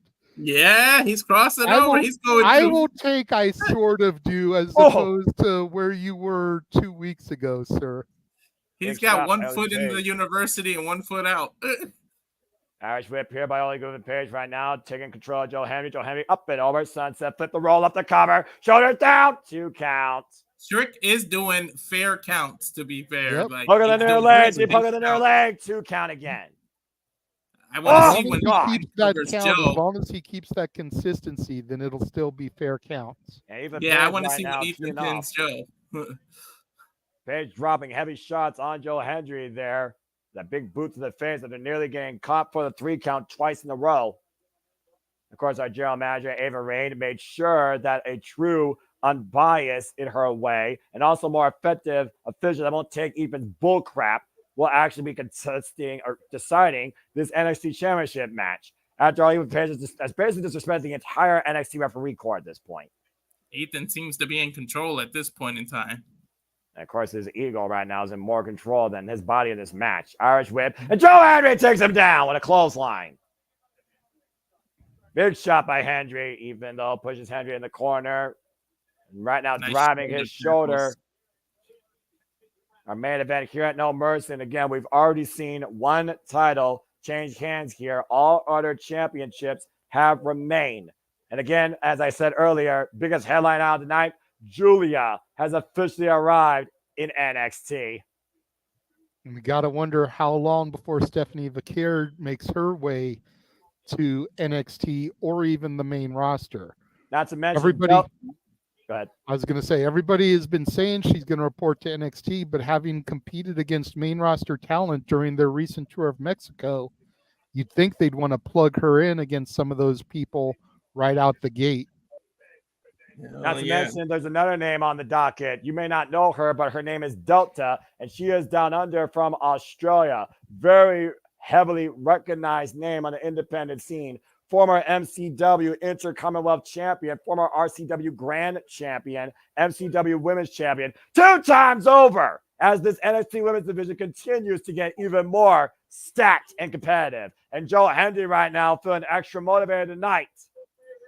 252 pounds of motivation. Pure motivation. Hoisted up by the fireman's carry. Oh, caught with a high kick. Oh, Shoulder shoulder first into the ring post. Ugh. And You all notice Trick had to double back there. He almost ended up in the way of that move Trick there. right now in position, counts the cover. There we gets go. the 1.5. Ethan covered Joe, and Trick showed the same pace. It did take a little bit of time for Trick to get into position. I think that's what Ethan's asking him about right now.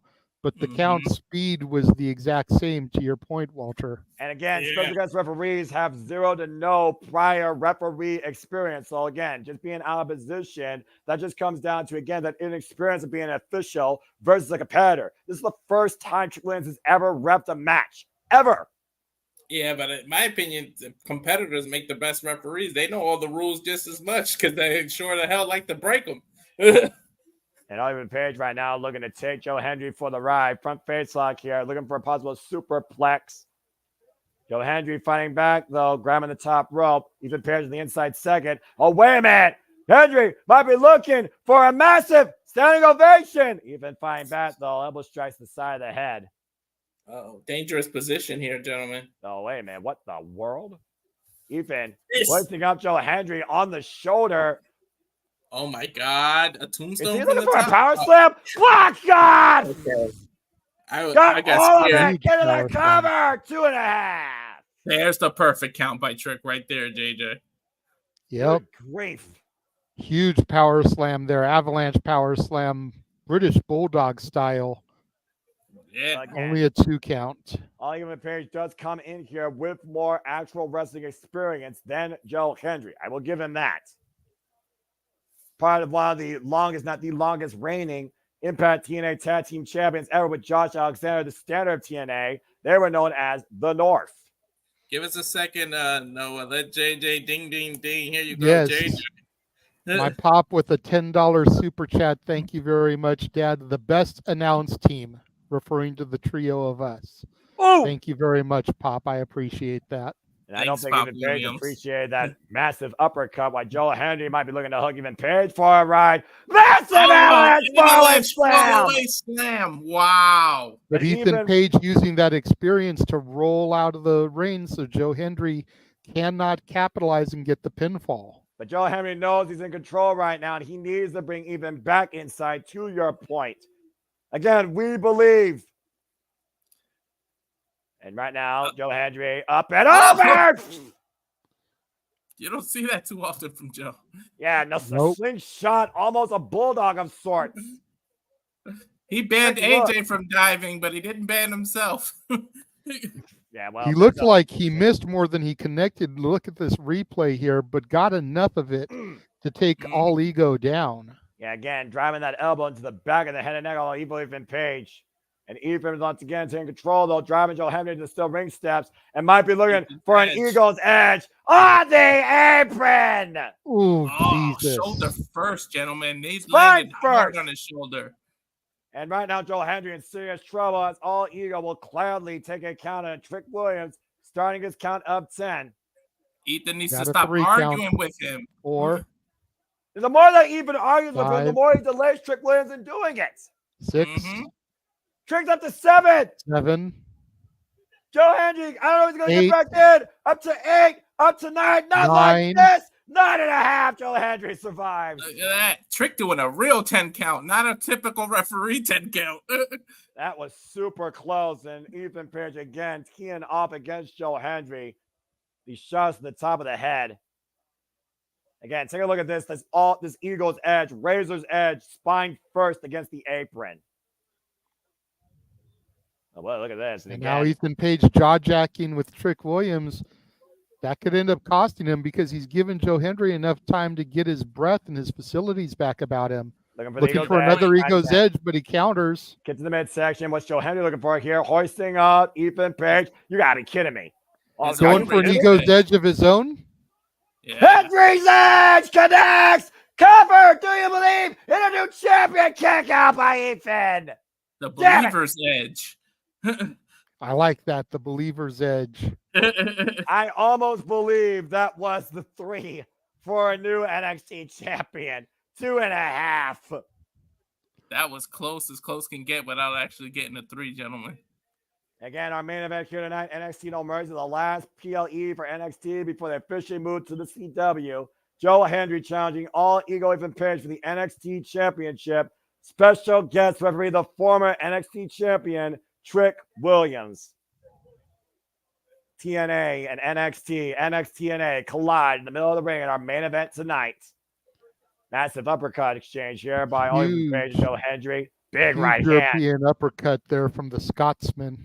Again, I mean, the Europeans know how to do an uppercut more than anybody else in the business. But again, All Ego just teeing off. And Hendry right now, these two men in a slugfest here.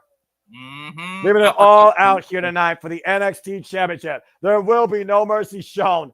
Whoa, and taking out a clothesline. Speaking of All Out, make sure you catch our All Out coverage this coming Saturday across the Reliable Network. Believe it in Joe Hendry with the faraway slam and a kick up. Kick up. Oh, he's getting amped up by the crowd here, guys. Oh, the motivation's at an all-time high tonight for a new The crowd NXT is feeling champion. it. I'm not sure how many are there. They haven't given an attendance number, but you got to figure good close to 10,000 at least rallying behind Joe Hendry as he sets up for the standing ovation. Standing ovation! Connect! Ethan's too close to the ropes. 1, Yep, 2. his foot is under the rope. Oh! Good job by Trick. Good job by Trick. Yep, I got To be fair, Trick shouldn't have even started the count, but at least he did notice it and called for it. Yep. You're absolutely right. He shouldn't have counted it. With the ref doing his job, fair and square. Oh, no! Here's the ref bump. Ethan Exactly Page, what I said. And Ethan Page with his own standing ovation. You gotta be kidding me. And we got another And here comes another official. No, not like this. Kick out by Hendry. That referee was way too primed, ready to go. They should have given a little bit before he ran down there. Exactly. Hendry's still here, alive in this fight. An ego ovation, I guess. And again, Ava Rain wants no controversy here. She wants a clean winner. Schoolboy, Joe Hendry with the cover. 2 count. Oh, damn. And near fall Title's again. still in the ring, though. Oh, no. DDT on the title. That was right in front of the referee, though. Cover. Trick stops the count. That was in clear view of the referee. Trick wants to make sure he's the guy that literally counts the decision. He's the original referee. He has that right. Trick's going to move. And Ethan's going to knock out the other referee. Exactly. Page oh! An official. He's got him goozled. Blow. As Trick checks on the other referee. Now Ego hoisting up Hendry. Not like there's another Ego's edge. Stop cover. 1, 2, no, damn it, no. Trick did the 3 count. You got to give Trick credit. God. No heel turn. Fair. Even counted a little bit slower for the final 3 count, but it was still enough to put Joe Hendry away, whether Trick likes it or not. Now, Ethan's going to force Trick to give him the title and raise his hand. Yeah, look at the look of Trick Williams' face, knowing that, again, guys, to your point, he absolutely has to do that as protocol, as being the referee. He has to hoist the hand of the winner, and the winner, unfortunately, is All Ego Ethan Page, as NXT is still NX Me in the era of Ego. Damn it. If you can read lips, he definitely said, raise my hand. Again, that standing ovation. Joe Hendry had Ethan Page dead to rights, but again, poor ring position. Great call by Trick Williams. As honest as it is, Ethan Page's foot was underneath the bottom rope, and Ethan took advantage, wiping out Trick and immediately hooking him up for his own standing ovation with a coordination of boos. Abraham with another official on standby. And we nearly had a new NXT champion following this schoolboy after Ethan was arguing with another NXT referee, as he's been doing since arriving here. Then using the belt as an impromptu weapon for that DDT. And it thought we were over here, but the original referee, Trick Williams, was not going to allow the match to end like that. And I'm glad he didn't. in my opinion, it should be decided by the originally assigned referee. Mhm. That Ethan couldn't accept that, was about to deck Trick Williams, as Trick as he was supposed to do, checking on his fellow personnel, even took advantage of a fucking low blow, hoisted up Hendry for one last emphatic Eagles edge, and Ethan Page retains the NXT Championship, counted by Trick. Emphatic is the word. He released them after that Razor's Edge and threw them hard. Well, unfortunately, we're not going to turn the page tonight on NXT as the error of all you go. Well, wait a minute! Wait a minute! Pete There's Dunne! Pete Dunne. He said he wasn't going to make it a Tuesday, hooking up Trick Williams, pin her in on the floor. A blindside attack. Look at Eagle smiling. And Trick's got to figure it out, and he still hasn't figured it out yet.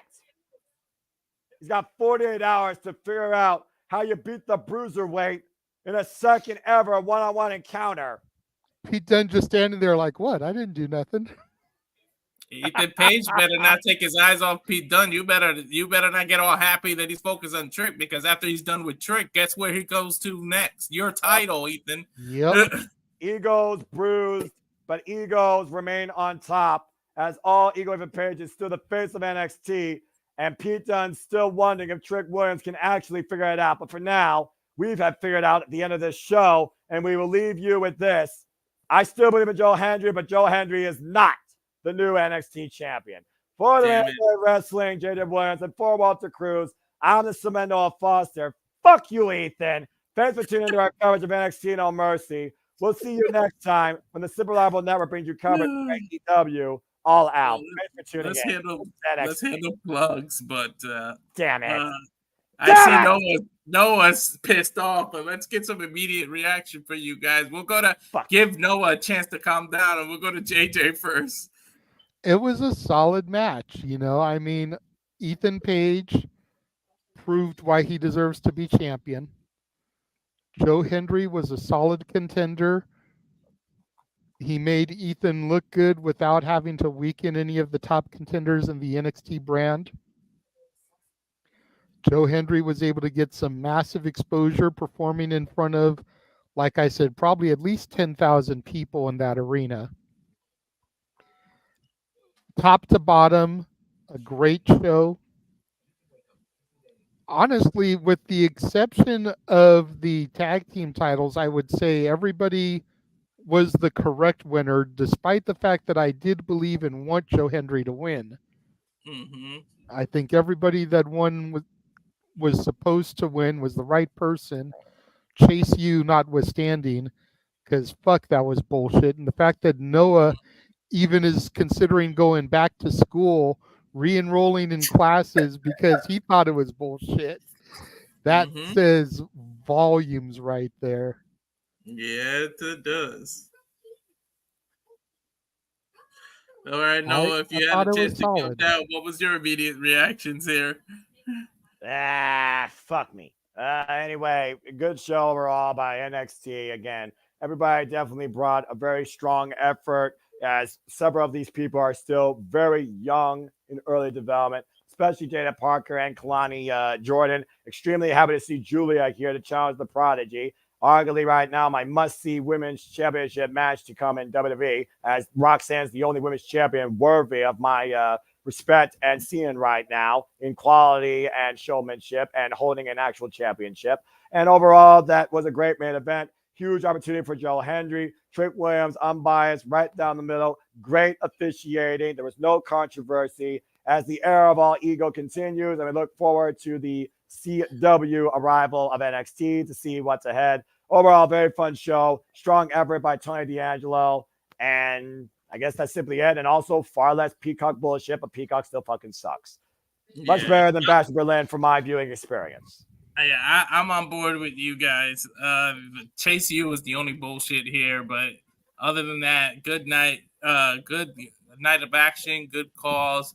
So we're going to go ahead and do some shills and get out of here. First off, for the people that aren't here but still friends of the show, you can follow Jay Hebert here, the simple side of things, the Hebert side of things, Jay Hebert Studio on X and Instagram, on Facebook, James the He-Man Hebert. As always, this is Big Baller G. You can follow him on YouTube at Harley and Joker 2021, X no DQ _ Big Baller G, TikTok Big Baller G 1988, and no DQ _ Big Baller G1 1988 for the Instagram. And for me, you can follow me on X here at Walter Alex Cruz. The business Instagram is Cal Fire Farms. Of course, the At Rage of Wrestling YouTube channel.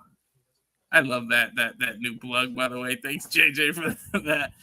But JJ, where can people find you?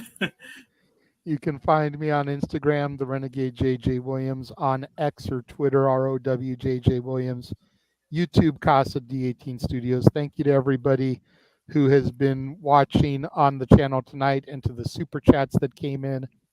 Make sure you tune in tomorrow, probably about 8:30 Pacific, 11:30 Eastern, following Raw, as For the Love of Wrestling will return with my review of Raw, and then roughly the same time every day, as long as I don't have to work at the restaurant that I work at, because that would make me have to watch the West Coast feed, which would just make it later for everything. So as long as I can catch the East Coast feed, half hour after the show goes off the air, you'll get my reviews. All right. Thank you for that, JJ. Noah, go ahead and give your plugs and then take us out as only you can.